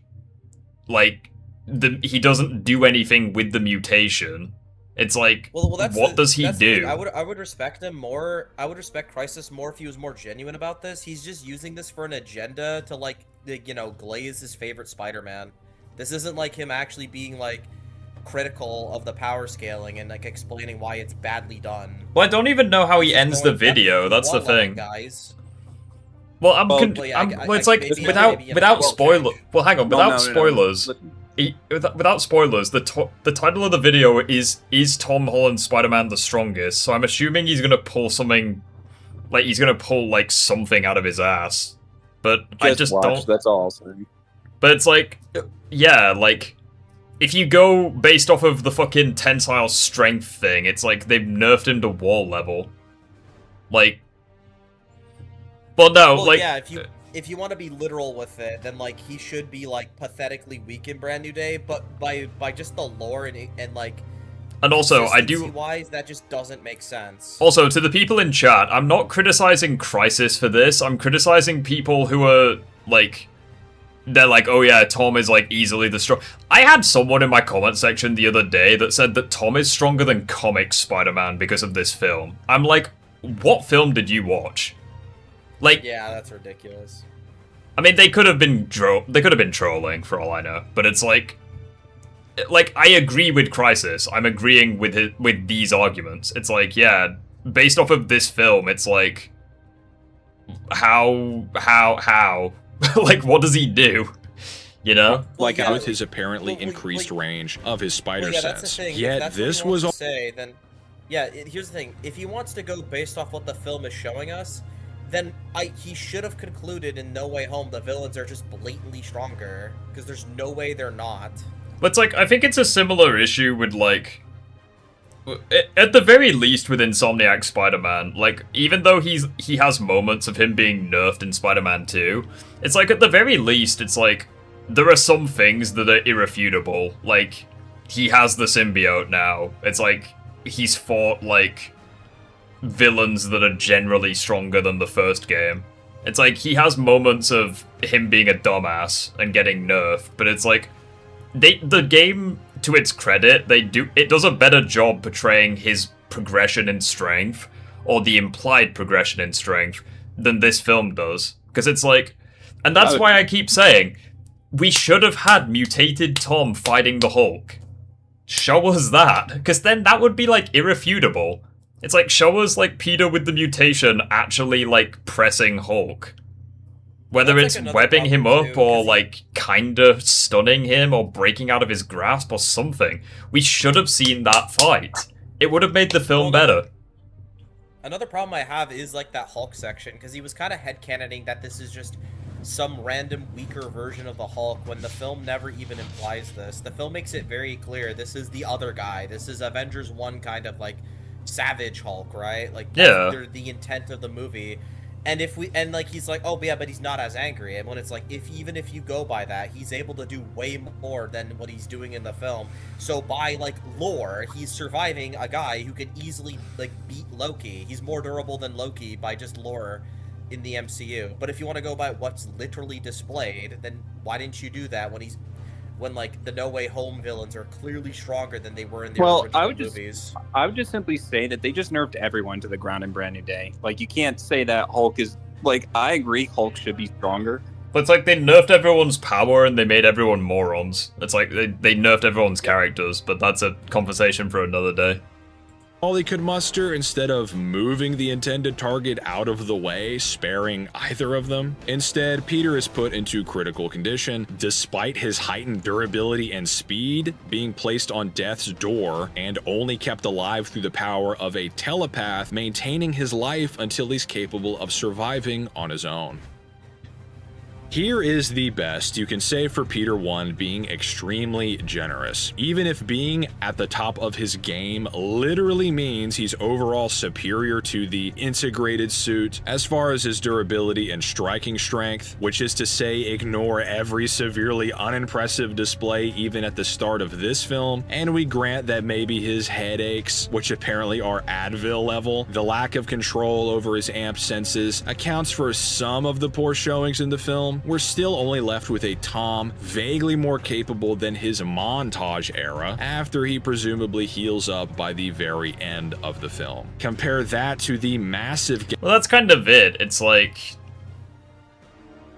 that's kind of it. It's like, you have to ignore basically every poor showing to make an argument he got better. Which, I mean... I feel like you're fighting an uphill battle at this point. Well, some of it is like you got to go by like what is canon though, because there's nothing saying it's canon that he's just randomly wall level after No Way Home or anything like that, and that just doesn't make sense based off his showings, even without the Stark suits.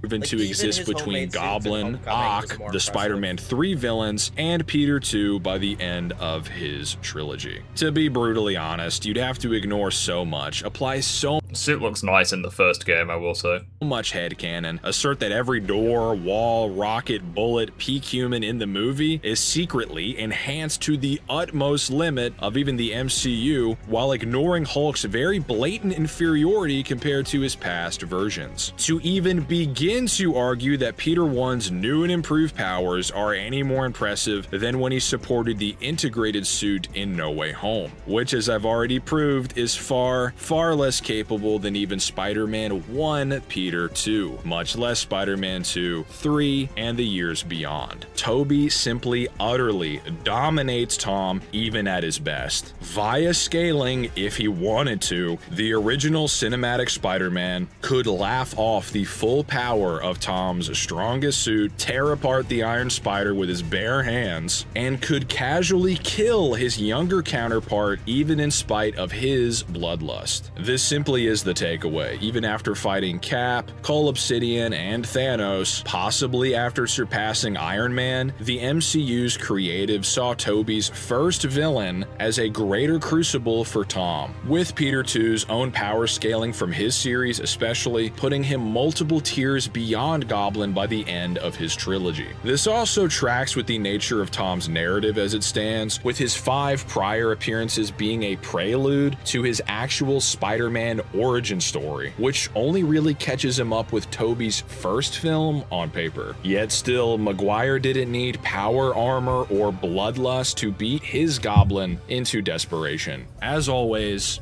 I'll see you all. What the fuck next is time. that? Okay. It's just like what gets me about this video. I'll just say this and then everyone can speak. But he does all this for Tobey. That's all he does this for.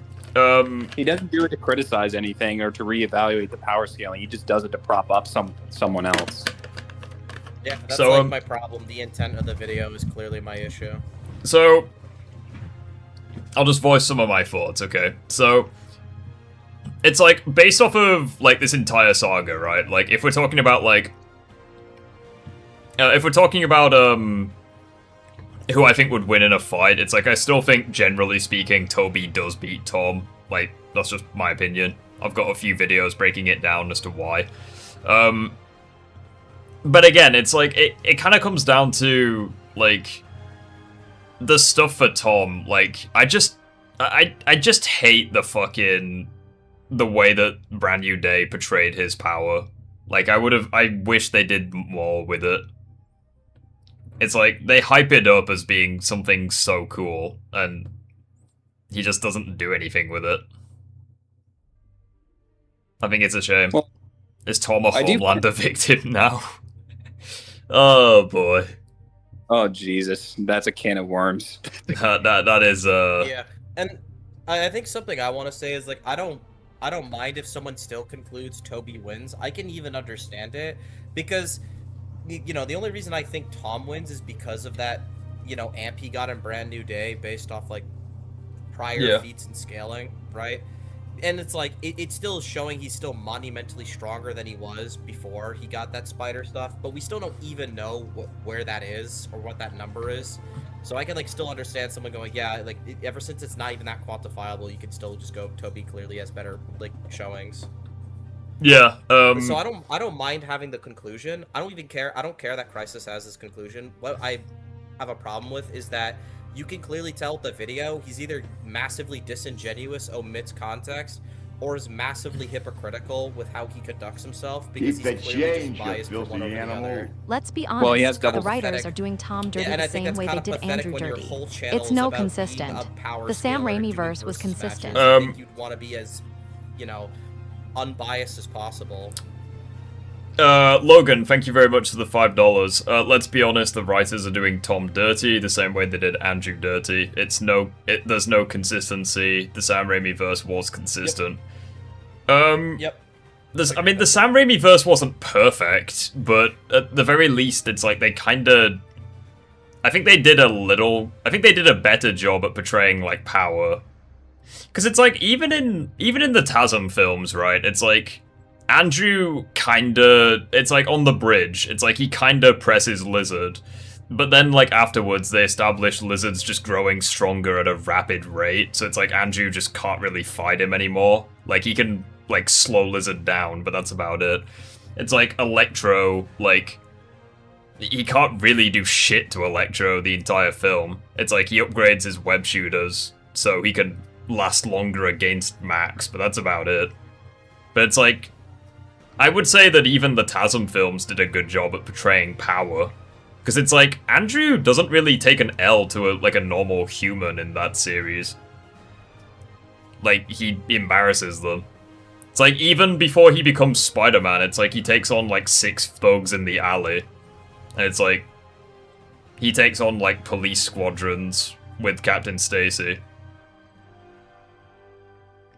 So it's like, it's like, Andrew Garfield's films, for all their faults, it's like, I'd say they got, like, the power of his Spidey more accurate. Well, one thing I will say about this film is that it seems almost analogous with the PS4 game, because not only have they said they taken inspiration from the Insom games, but the plot line, the idea of, you know, brainwashing, you know, the scenes with the tank and the truck in the game, everything seems analogous with Insom, but it's just made way worse. Yeah, because at least with the first Insomniac game, like, they were fairly consistent with how capable Spider-Man was. Yeah, it's like, regarding lifting strength, it's like he had, like, it's like he could move, like, trucks. He can kinda move armored vehicles, but it's like, if he wants to stop, like, the crane or the train, like, he needs, like, his webbing. It's like, that's consistent.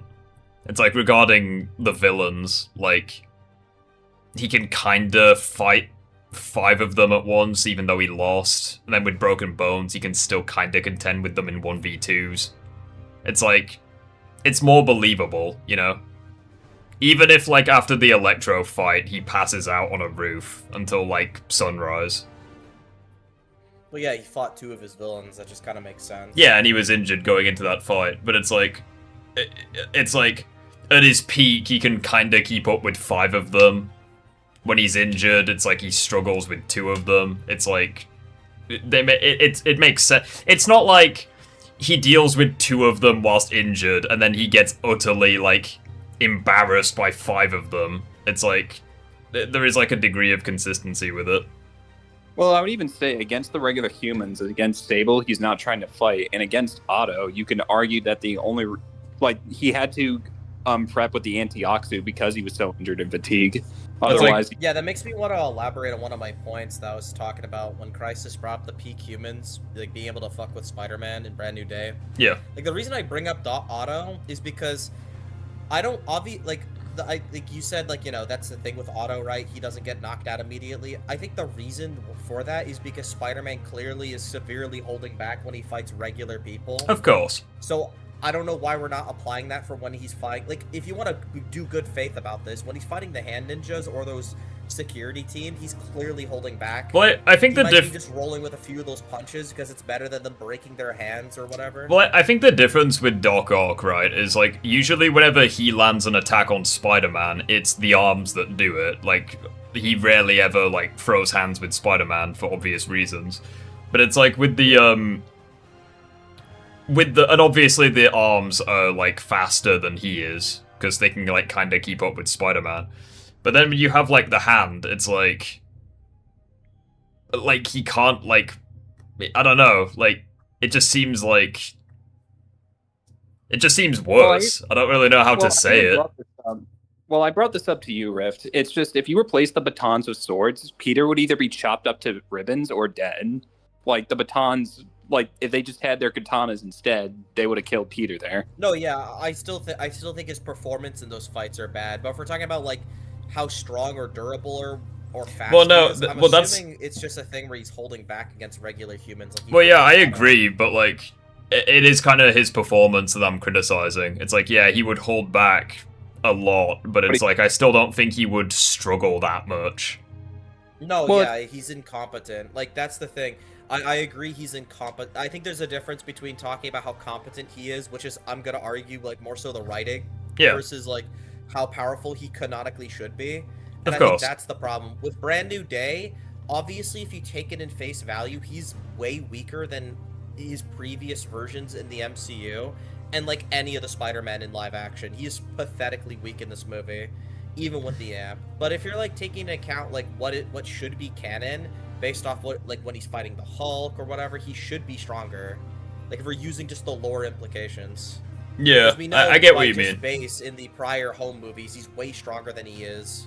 Like, well, that's the but it's like the same shit with No Way Home. It's like the villains, for the most part, it's like they're not stronger. It's like they're the same exact guys, but it's like they're doing shit that they weren't capable of in their film. It's like Like, yeah, so we write that off as bad writing. We're not going to sit here and say Tom randomly got massively weaker than Cull Obsidian now, so Green Goblin can hurt him. But we're either going to go Green Goblin is somehow stronger, or this is just plot-induced stupidity.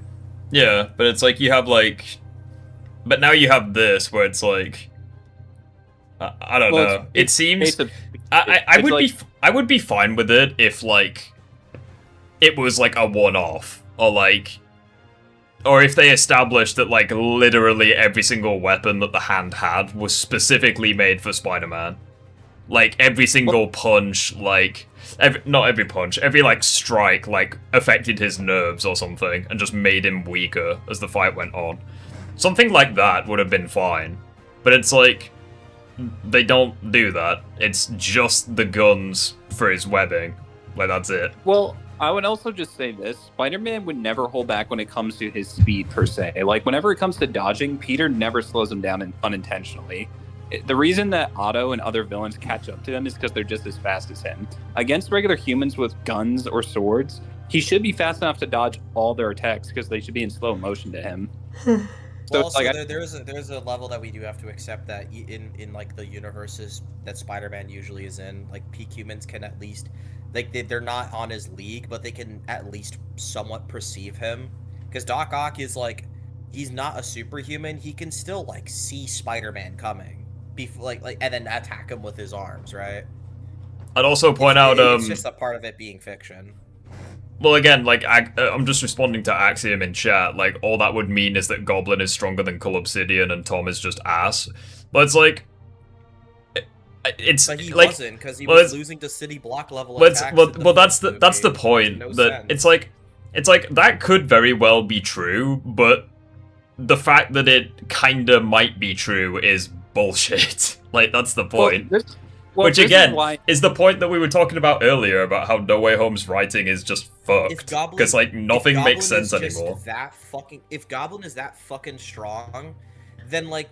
Peter shouldn't be unfazed when he stopped the train in Spider-Man 2. I mean, this is the same film where Tom, like, beats Doctor Strange. Like, this film is all over the place when it comes to that sort of thing. I would also say that, to my perspective, I just always assumed Cull was actually weaker than people gave him credit for. Because, again, his fight against the Hulkbuster, very, very handicapped. So it's like, that's the only way you can say Tom and any of these villains scale each other. You have to conclude Cull is not that strong. Well, this is why I think the best way to do this is to simply go by like at least what the intent was in No Way Home, because I'm not going to be convinced that there's not a narrative implication that they're relative to each other. They at least keep up with each other. Like, no Spider-Man is shown to be blatantly way stronger than the other. So if we could just agree that they're all relative and Tom is relative to Andrew and Tobey, they can keep up with each other, right? He has an amp now, so he's monumentally stronger than the version that can at least give Tobey a decent fight. Not win, but at least give him a fight. Wait, what the fuck? Who made this comment? Hang on, I'm just... Who in chat tried saying that the Hand being controlled by Jean Grey would make them stronger? Who said that comment? There's no proof of that. A load of people just replied to that. Who said that? The only thing I would give it is I think Jean Grey can make some of the villains more competent. Like, I think Scorpion was fighting smarter when Jean Grey had control over him. Granted, Peter was having headaches when that was happening, and then when the mutation took over, he flauterized him, but it's... That's like apparently the Scorpion's piano level. Yeah, he's, I mean, yeah, like, Peter had band practice. He fucked him up. I don't even believe that, because... Like, Jean can make villains more competent, but the Hand should be already heavily trained. I was about to say that, yeah, like, bullshit, the homeless kid can make, like, this world-class task force better fighters. Like, horse shit, that is the... I don't even think she would make Scorpion better. Because it's like, Scorpion actually has had, like... Not? It's like, Scorpion's had, like, multiple fights, like, with his tech. It's like, he was, like, a criminal even before he became a supervillain. I mean, can we also just write off that he's kind of an idiot? I mean, yeah, he's not, like, he's more of a spoon than a knife, but... I mean, I even argue Jean Grey.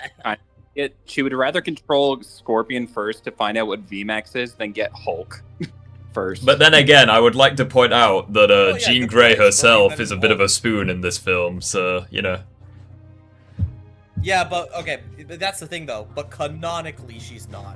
Really? Like canonically, she's not supposed to be stupid. Canonically, she's not supposed to be the most illogical person in the film. Okay. Yes, yeah. Gotcha. Like if an MCU like data sheet like came out like with the most recent stuff, they would like go Jean Grey intelligence what like middle, like 5, a 6 out of 10 or something, like competent, right? Not like genius, but competent. Yeah. Canonically. But with Scorpion, it'd be a 2. Scorpion's fucking stupid. Yeah, but like, I don't know. It's like with Scorpion, maybe. With the Hand, no. Well, it's No, just yeah, like the Hand is silly. Well, it's like regardless of how you interpret it, the Hand should be no different beyond their weapons, maybe. Well, I guess you can argue the Hand wouldn't care about physical damage because they're not conscious. I don't know. Well, it's like I don't think that's the case either, because like regardless if they can remember it, it's like all Jean does is inhabit their mind. That she has access to their memories and knows what they can do, and to just have them do that. Like Well, she one of doesn't. the Hand Ninja literally stabbed himself to hit Peter, and like it didn't look like he cared. So maybe like that Well, could be like proof of that. Also have disregarded their own well-being. Like we've seen this in the Daredevil show with the kids who are being bled out. Like they're brainwashed to obey the Hand and basically commit suicide if need be. Yeah, but they can obviously feel pain. Yeah, but it's like they don't care about it. Otherwise, they wouldn't willingly go back to being kids. This film, man. I mean, like I don't know. I mean, like maybe Jean is just able to shut off the pain receptor in your brain when controlling it. Well, I don't think it matters because it's saying you don't remember what happens when you're under control, so they don't feel anything. If anything, she feels what they feel. I feel like they should feel the pain Does she after. feel it? Well, it's just like we see Professor Hulk, like with concussions, Jean could be knocked out. But it's like I don't even buy that argument because it's like I feel like when she gets out of their head, they should feel the pain. Well, it's like I don't think Well, she's not controlling them when Peter's fighting them. I don't think they're ever knocked out of their they're in control. It's dumb. This movie sucks. Brand New Day just makes no sense. It's as simple as that. Like No Way Home made no sense. Even back at Homecoming, it just makes no sense. Like with Crisis's argument with like the Stark suits enhancing his durability, speed, and strength, and all that stuff. Even like the fabric looking ones, like the Homecoming suit. Then like how in the world is like Shocker or any of the normal humans able to even react to him? I actually agree with Simply Howard, and I think we all agree with this. Punisher needed to land that shot. She was a genuine problem. Yeah, like... It's like she's an irredeemable monster. It's like, yeah, she needed to be arrested or killed or had her powers permanently, like, neutralized. No. Yeah. Like even I think she should be arrested. Like even in the fucking like even in the She-Hulk show when like Jen lost control of her powers, it's like she got out of like going to jail by wearing the inhibitor at all times. It's like she got that, but this bitch that has like sexually assaulted people, put people at risk, tried killing people, took the entire island of Manhattan hostage. Put innocents in danger for no good reason. It's like she gets off scot-free. Like, what the fuck? It's like, even in the She-Hulk show, where the main hero, I don't even want to call her a hero, it's like, where the main character is the most unlikable bitch known to man, it's like, even that show got this right. It's like, she received some consequences for her actions. It's like, what does Jean get? It's like, Punisher just lets her go, which is out of character for Punisher. Unless she mind-controlled him to do it. Well, no, because if that was the case, surely he wouldn't remember, like... Well, I don't know, like, that's it's like, headcanon. he's outside That's the never... radius anyway. He could have kept shooting at Jean because he was outside of the radius, but he chose not to, so no, that wouldn't work either. Oh man, this film. I hit them, they stay down. You hit them, they get back up. Punisher's ideology, he contradicts himself. I know, right? I just think no matter how you look at it, like, I know Crisis popularized the country level scaling, but I don't even think you need the country level stuff to say someone's stronger than another. I just think it's wanking at that point. I don't really think any of this actually deterred from my enjoyment of the film. Yeah, absolutely. I mean, you can enjoy Brand New Day, by all means. Like, I think this film is kind of like No Way Home in a sense, where the first time you watch it, it's like really good, but then like the more you think about it, it makes less and less sense. But it's like I enjoyed Brand New Day when I watched it in the cinema. I liked it. I think the best way to describe it is we enjoy what was narratively intended. We don't enjoy how it was constructed. It's like, I think Brand New Day is one of those films where it's like I can turn my brain off and just enjoy it. Like, it's entertaining. It's not like the fucking Ironheart show where I want to strangle the main character. It's like I can enjoy Brand New. Like, I wouldn't even say Brand New Day is in like the low tier MCU projects. Like, it's all right. Like if someone said to me like, "Oh, Brand New Day is on," I'm like, "Okay, I'll watch it. I won't go into another room or ask you to turn it off." You know, it's fine. Yeah, it's more so. It's just harmless entertainment. Like, I don't mind it. Yeah, for me, it's more so apathy than hate. I don't like hate it. Like, I don't despise Brand New Day. Like, it's horrible. It doesn't even piss me off that much. I'm like, it's just another bad MCU Spider-Man movie, and I just kind of move on with my day. It's like, yeah, it's like, and I think it has good moments. Like, Tom Holland like acts his ass off. It's like he's still really good. Yeah, the letter scene with him and yeah, those MJ moments were talking about the really letter, that's good. genuinely a good scene in the movie. Web swinging, I think, was entertaining. The music's pretty good. I think some of the banter was pretty good, even though it made no sense between Punisher and Peter. Like, makes absolutely no sense why they're having it, but it's still funny. Yeah, but if you like ignore that, yeah, it is fun to watch. But it's like you'll have Muppets on the internet where it's like they'll hear me say that and they'll literally spit in anger. They'll be like, "What? You don't think it's a 10 out of 10? Fucking delete your internet persona." It's like, okay, buddy. It's just one of those where no matter what opinion you have, if it disagrees with the majority, it's almost like they think they're entitled to put you down. Mm-hmm. It's just, I don't understand people with that mentality. But back to the video with Crisis, it's just, if he was like criticizing the power scaling and making it less about, oh, Tobey's still better, I would respect him a lot more, basically. But well, no, I think the thing is, I don't mind him making a video like this and trying to make an argument why Tobey would win. I think my problem is it's not coming off any kind of genuine, unbiased, like, approach. Yeah, because it's clearly agenda driven. He clearly loves Tobey the best, which is fair. Like, Tobey's my favorite in out of the three, but he like just clearly bends over backwards to give Tobey every advantage ever.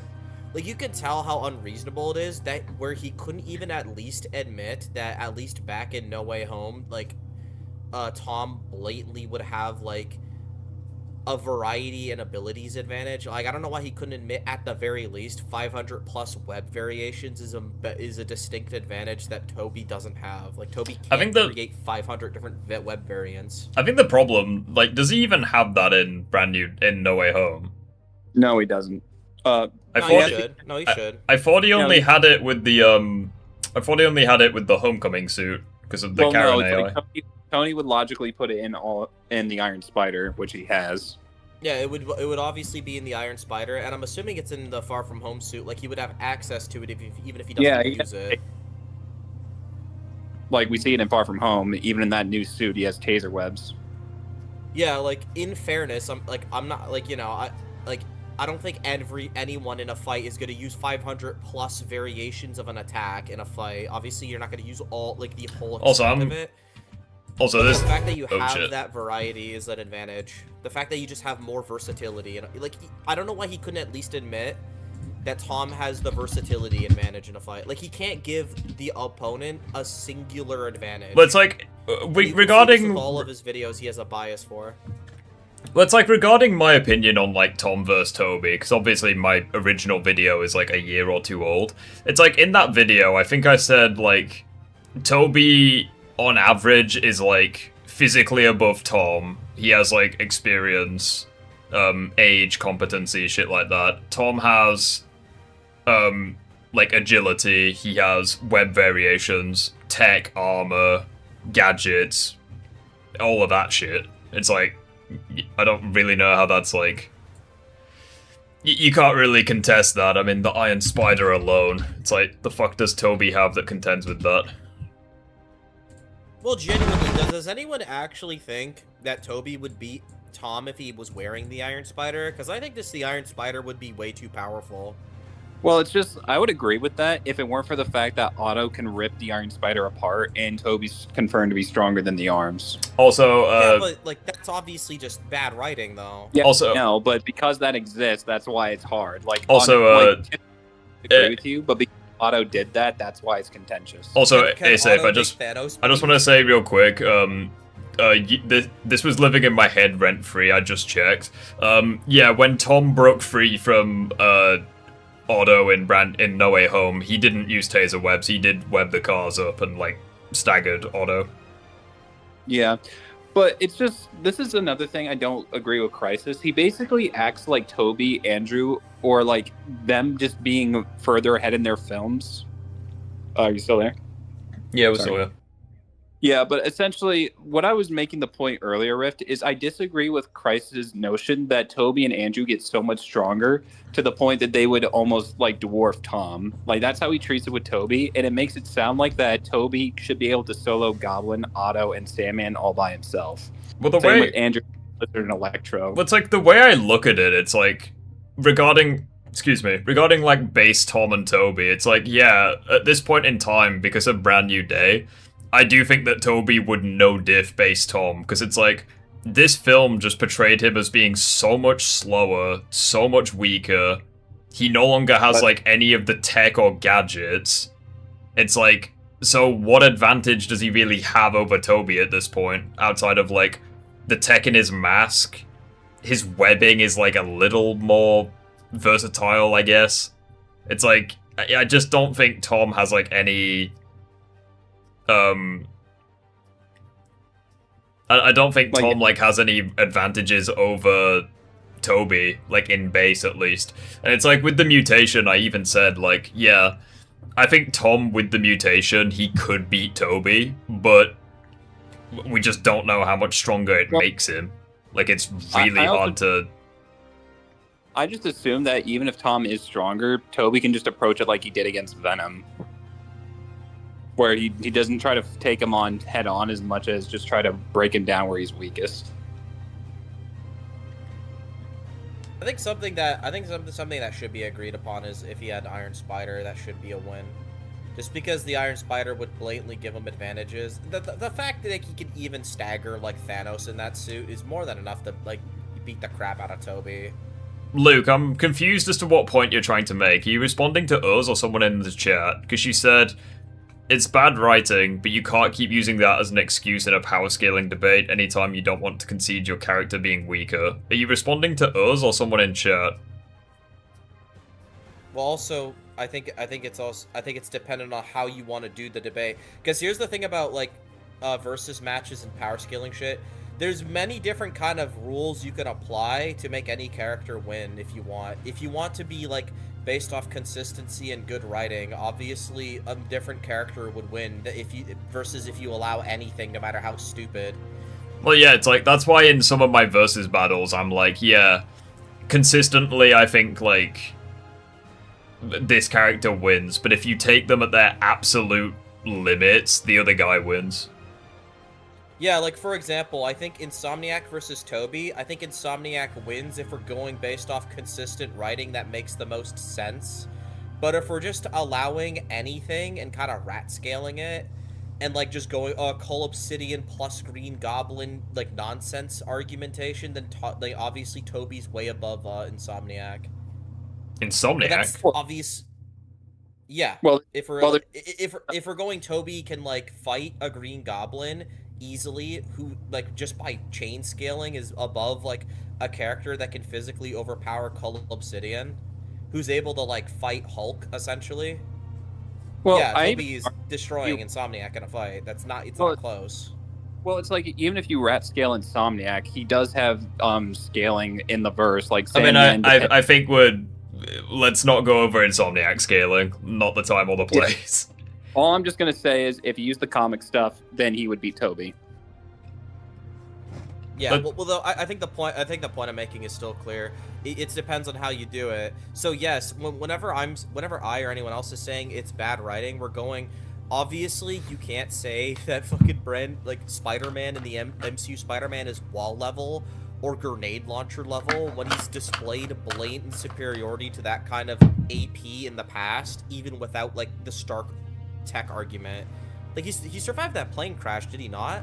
Yeah, in Homecoming with like a hoodie and jeans and shit, he like survived being ragdolled with like the plane crash. Yeah, he would have died from that. Or like when that massive like chunk of debris crushed him and shit. I'm assuming that's way more than like what a grenade launcher can do.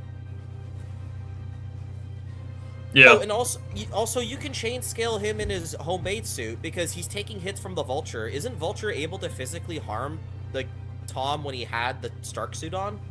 No, technically they never actually fought like head to head in the Stark suit. At best, like there was a scuffle with the tug of war, but they never like traded blows. I wouldn't be surprised if Vulture could hurt him, considering he could knock out like Tom. Well, yeah, wait, no, he grabbed him. Remember, he grabbed him, and Tom had a problem getting out of his grasp, and he flew him up high. IRL, but hang on, Granville scaling. I want to shut this down. I want to shut this point down before we go ahead. IRL people have survived plane crashes. They haven't survived being on the outside, being ragdolled towards the ground at speed. Like, people have survived getting shot at by a grenade launcher using that same argumentation. Like, hang on. Like, let's not even try go there, my guy. Like, Tom was like a fucking tumbleweed. Like, his body was doing the Sonic the Hedgehog spin dash. Oh, wait, I just realized. Sorry to interrupt, but I just realized. Like, ignoring Vulture, Asaith, remember, Shocker's Gauntlet can hurt Spider-Man when he was in that Stark suit, right? He knocks him back. Yeah. He's also able to survive hits from Shocker's Gauntlet when he had the homemade suit on. And keep in mind, that did, like, so punch... chain scale that. There you go. Sorry, what were you saying, Asaith? I was just gonna say it did punch Hulk, so... Oh, yeah, well, if you want to do that, then, like, yeah, Shocker can stagger Hulk, and, you know, without the suit, he can... You see, like, where, like, a lot of this stuff can go if you, like, consider...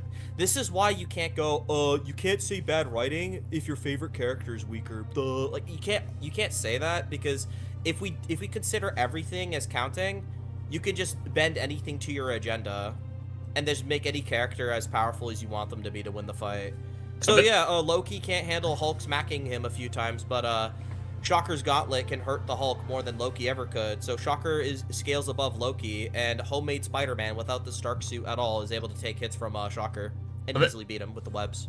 I think the way I look at it is like based on like low tier stuff, it's like I think Tom's worse than Tobey. Like Tom has like he's had like way worse moments.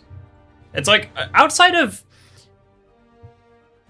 for Tobey at least, I genuinely can't think outside of Spider-Man 2 where it's like his powers are failing him. It's like I don't really think he has that many shit moments outside of getting like stabbed by Goblin in No Way Home.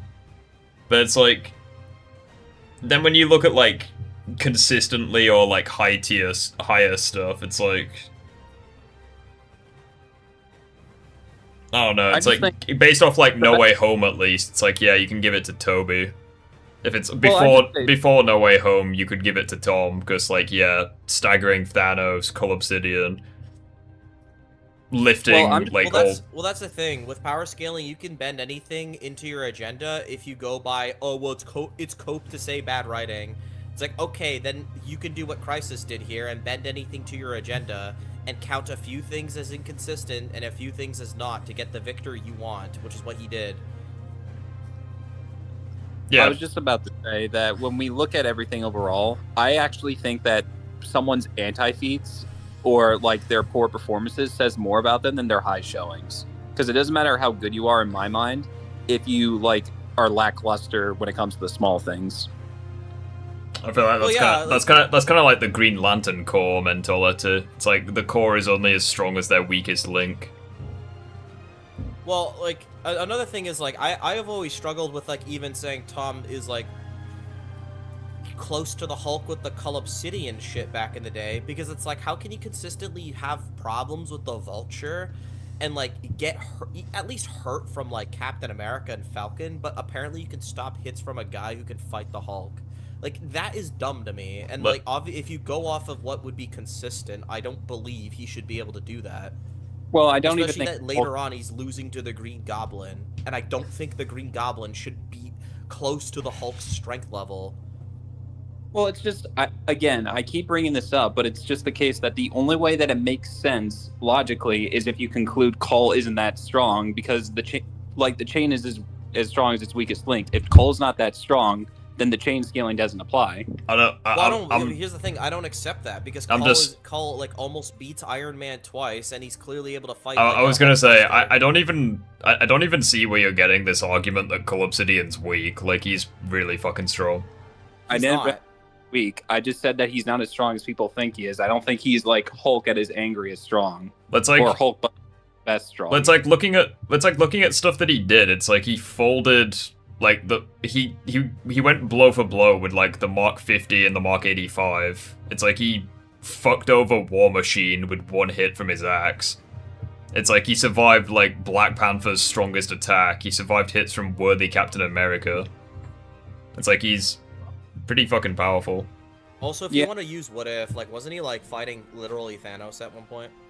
I mean, at the same, it depends on which one you use, but is there like World War 3 going on in the chat? Like, so that the only way that I made sense of it back in the day is that Cole had special weapons, was more skilled, and was able to actually outmaneuver Iron Man, and others with his weapons and skill. Like, strength-wise, Spider-Man has plot armor. Simple. Like, I think it's that simple. Most of his stuff is attributed to his weapons and skill, not so much his raw strength alone. But again, with like raw strength, he dents the Hulkbuster. Like, again, I'm not conceding to the notion that he's strong. It's just, that's how I've always seen it. Worthy Cap was giving Thanos trouble. Yeah, when I made that YouTube poll the other day where it was like, which character is the strongest, I'm happy that Worthy Captain America was winning, but the fact that, like, it wasn't a stomp shocked me. I was like, why? It's like, he was the only guy giving Thanos issues out of, like, well, out of the characters in the poll, anyways. Never mind. It is what it is. Spider-Man would give Thanos issues because he, stopped Cull Obsidian twice. There you go. Like, you see what I mean? Like, you could just fit things to your agenda if you don't consider what is, like, just clearly... Dude, this is, like, the thing. Like, back in my day, when I was more into the power scaling shit, we never, like, accept these kind of arguments. We used to call it, like, PIS, P-I-S, plot-induced stupidity.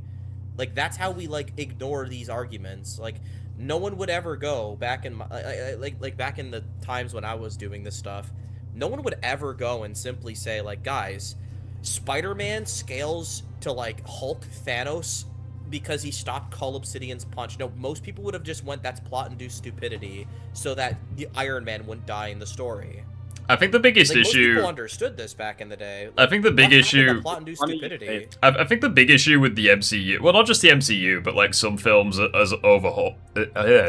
like, some films overall is, like... It feels as though there's just so much plot-induced stupidity that it's like, the fuck do you even do anymore? It's like... Because, like, with Brand New Day, for instance, it's like, you can't really say that every single shit showing he had is plot-induced stupidity, because it's like, well, how strong is he, if that's the case? Well, yeah, there is a point, like, that's the thing, I do believe there is a point where you can't abuse it.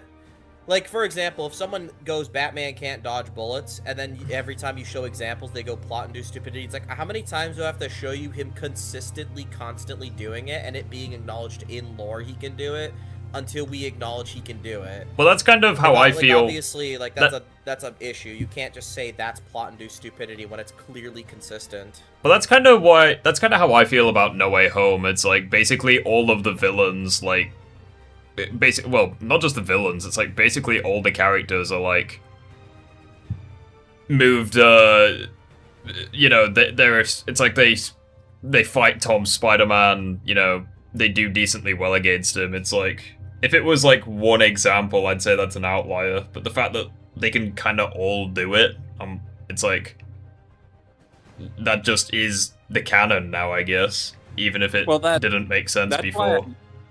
That's why I don't disagree with the Cull's scaling, because I don't see it as an outlier anymore, because he stopped Cull's attacks twice, one in Infinity War, one in Endgame. If it was only once, I would call it an outlier. Well, I think the difference is with an outlier is that it is that it happens once ever, and like it's like if it happened more times, you could count it in scaling. Like an outlier is like, I don't know, like saying like, I don't know, Superman one-shots the World Forger. It's like, it's an outlier because he doesn't constantly do that, so we don't like consider that all the time. And like it's also an outlier because he's blatantly amped. But like, if he kept doing it, then it stopped being an outlier. With plot-induced stupidity, it's a point where it doesn't matter how many times it's done, it's just blatantly, like, illogical. Like, if you go Batman has survived getting hit by Superman 50-plus times in the comics, you could probably actually pull that up. You're not, like, no one will ever concede, like, if you're actually, you know, genuine about power scaling, that Batman can survive Superman's punches. Those are literally just PIS. Because he should die if Superman actually punched him. Like, he would turn into a red mist. So you would say that it's plot-induced stupidity when it's consistent for them to be strong, but then blatantly weak another time. It's plot-induced stupidity if it just blatantly doesn't make sense. Like, I think it's commonly accepted that it doesn't make sense if Batman survives getting punched by General Zod and doesn't die immediately. Well, that's what makes it difficult for MCU, because on one hand, you could say he's not like, he has good feats indicating he's strong, but he also has other feats indicating he's weak. So it's like, they're both equal in terms of quantity. So how do you decide that? Well, yeah, that's the thing. It's like when I see with like Shocker, right? Shocker beating Spider-Man, that's plot-induced stupidity for Shocker. Shocker shouldn't be winning. What are we talking about? Homecoming or Insomniac? Yeah. Shocker should be completely getting slammed. But then again, it's like you bring up Brand New Day, and the Shocker Gauntlet's just strong enough to daze the Hulk a little bit. Yeah, that's also plot-induced stupidity. There's no way. But it's like, regardless, they're both two ends of extremes. On one end, Spider-Man shouldn't be losing to that. On the other end, it makes sense that he does. It's just hard to determine what's consistent. Yeah, that's why we have to go. That's why we generally have to go by what they're like commonly able to deal with versus like what they do rarely once in a blue moon, even though it would ruin the entire chain. Like, there should be a consistent chain, and if you have a chain that's too big in like the loop of chains or whatever, it'll break the whole thing in a sense. Like, you just can't do that. Like, you can't have Batman be a detective and fight like Bane and like at most super soldier kind of guys, and then he's boxing Wonder Woman and winning, and then accept that into this chain scaling. Because then it's like, how is Batman having trouble with the Joker when he's beating up Wonder Woman with his bare hands? There's a problem there. That's stupid. Yeah, in regards to Spider-Man in the MCU, you could honestly argue that his higher end stuff is just like consistently in Homecoming, Far From Home, and even No Way Home. He's getting like injured by stuff and tagged by stuff he should never be tagged by or injured by if he was that strong in the crossovers, because the crossovers are where he's strong. But if you look at his solo films, he's portrayed as weaker than the crossover versions. So the question is, what do you take? I think overall, I feel like you're just overthinking this completely. It's like the way I look at it, like, let's just say for the sake of argument, right? Mr. Incredible, right? We'll just use him. We all know who he is. If you're dirt, then grow up. You should have been born, like, earlier. Mr. Incredible, right? Let's say for the sake of argument that Mr. Incredible, whilst in a dying state, right, he lifted up like 100 tons, let's just say. Like, he was on the verge of death, and he performed that feat, right? And let's also say, in this dying state, he was completely invincible against all weapons on Earth. He could run a mile in a minute. Like, just general feats, right? If they then showed Mr. Incredible at, like, 100%, well-rested, he'd worked out, you know, he was at a stronger point. If you then show him being weaker than that dying state, I would consider that a nerf. Or, like, an inconsistency.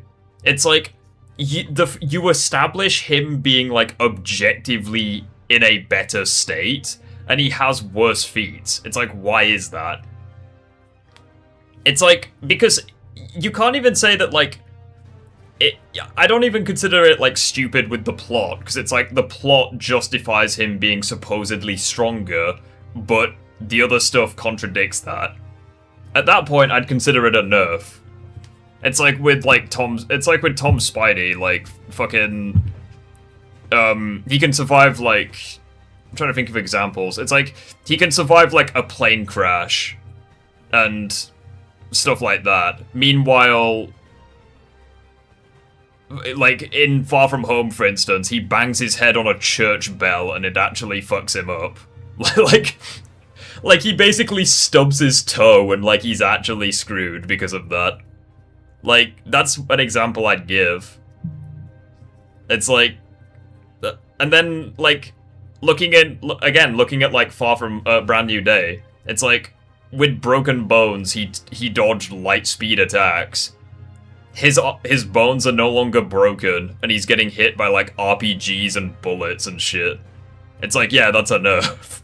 Like, he's literally in a healthier state than he was in No Way Home, and he's getting dodged by slower attacks.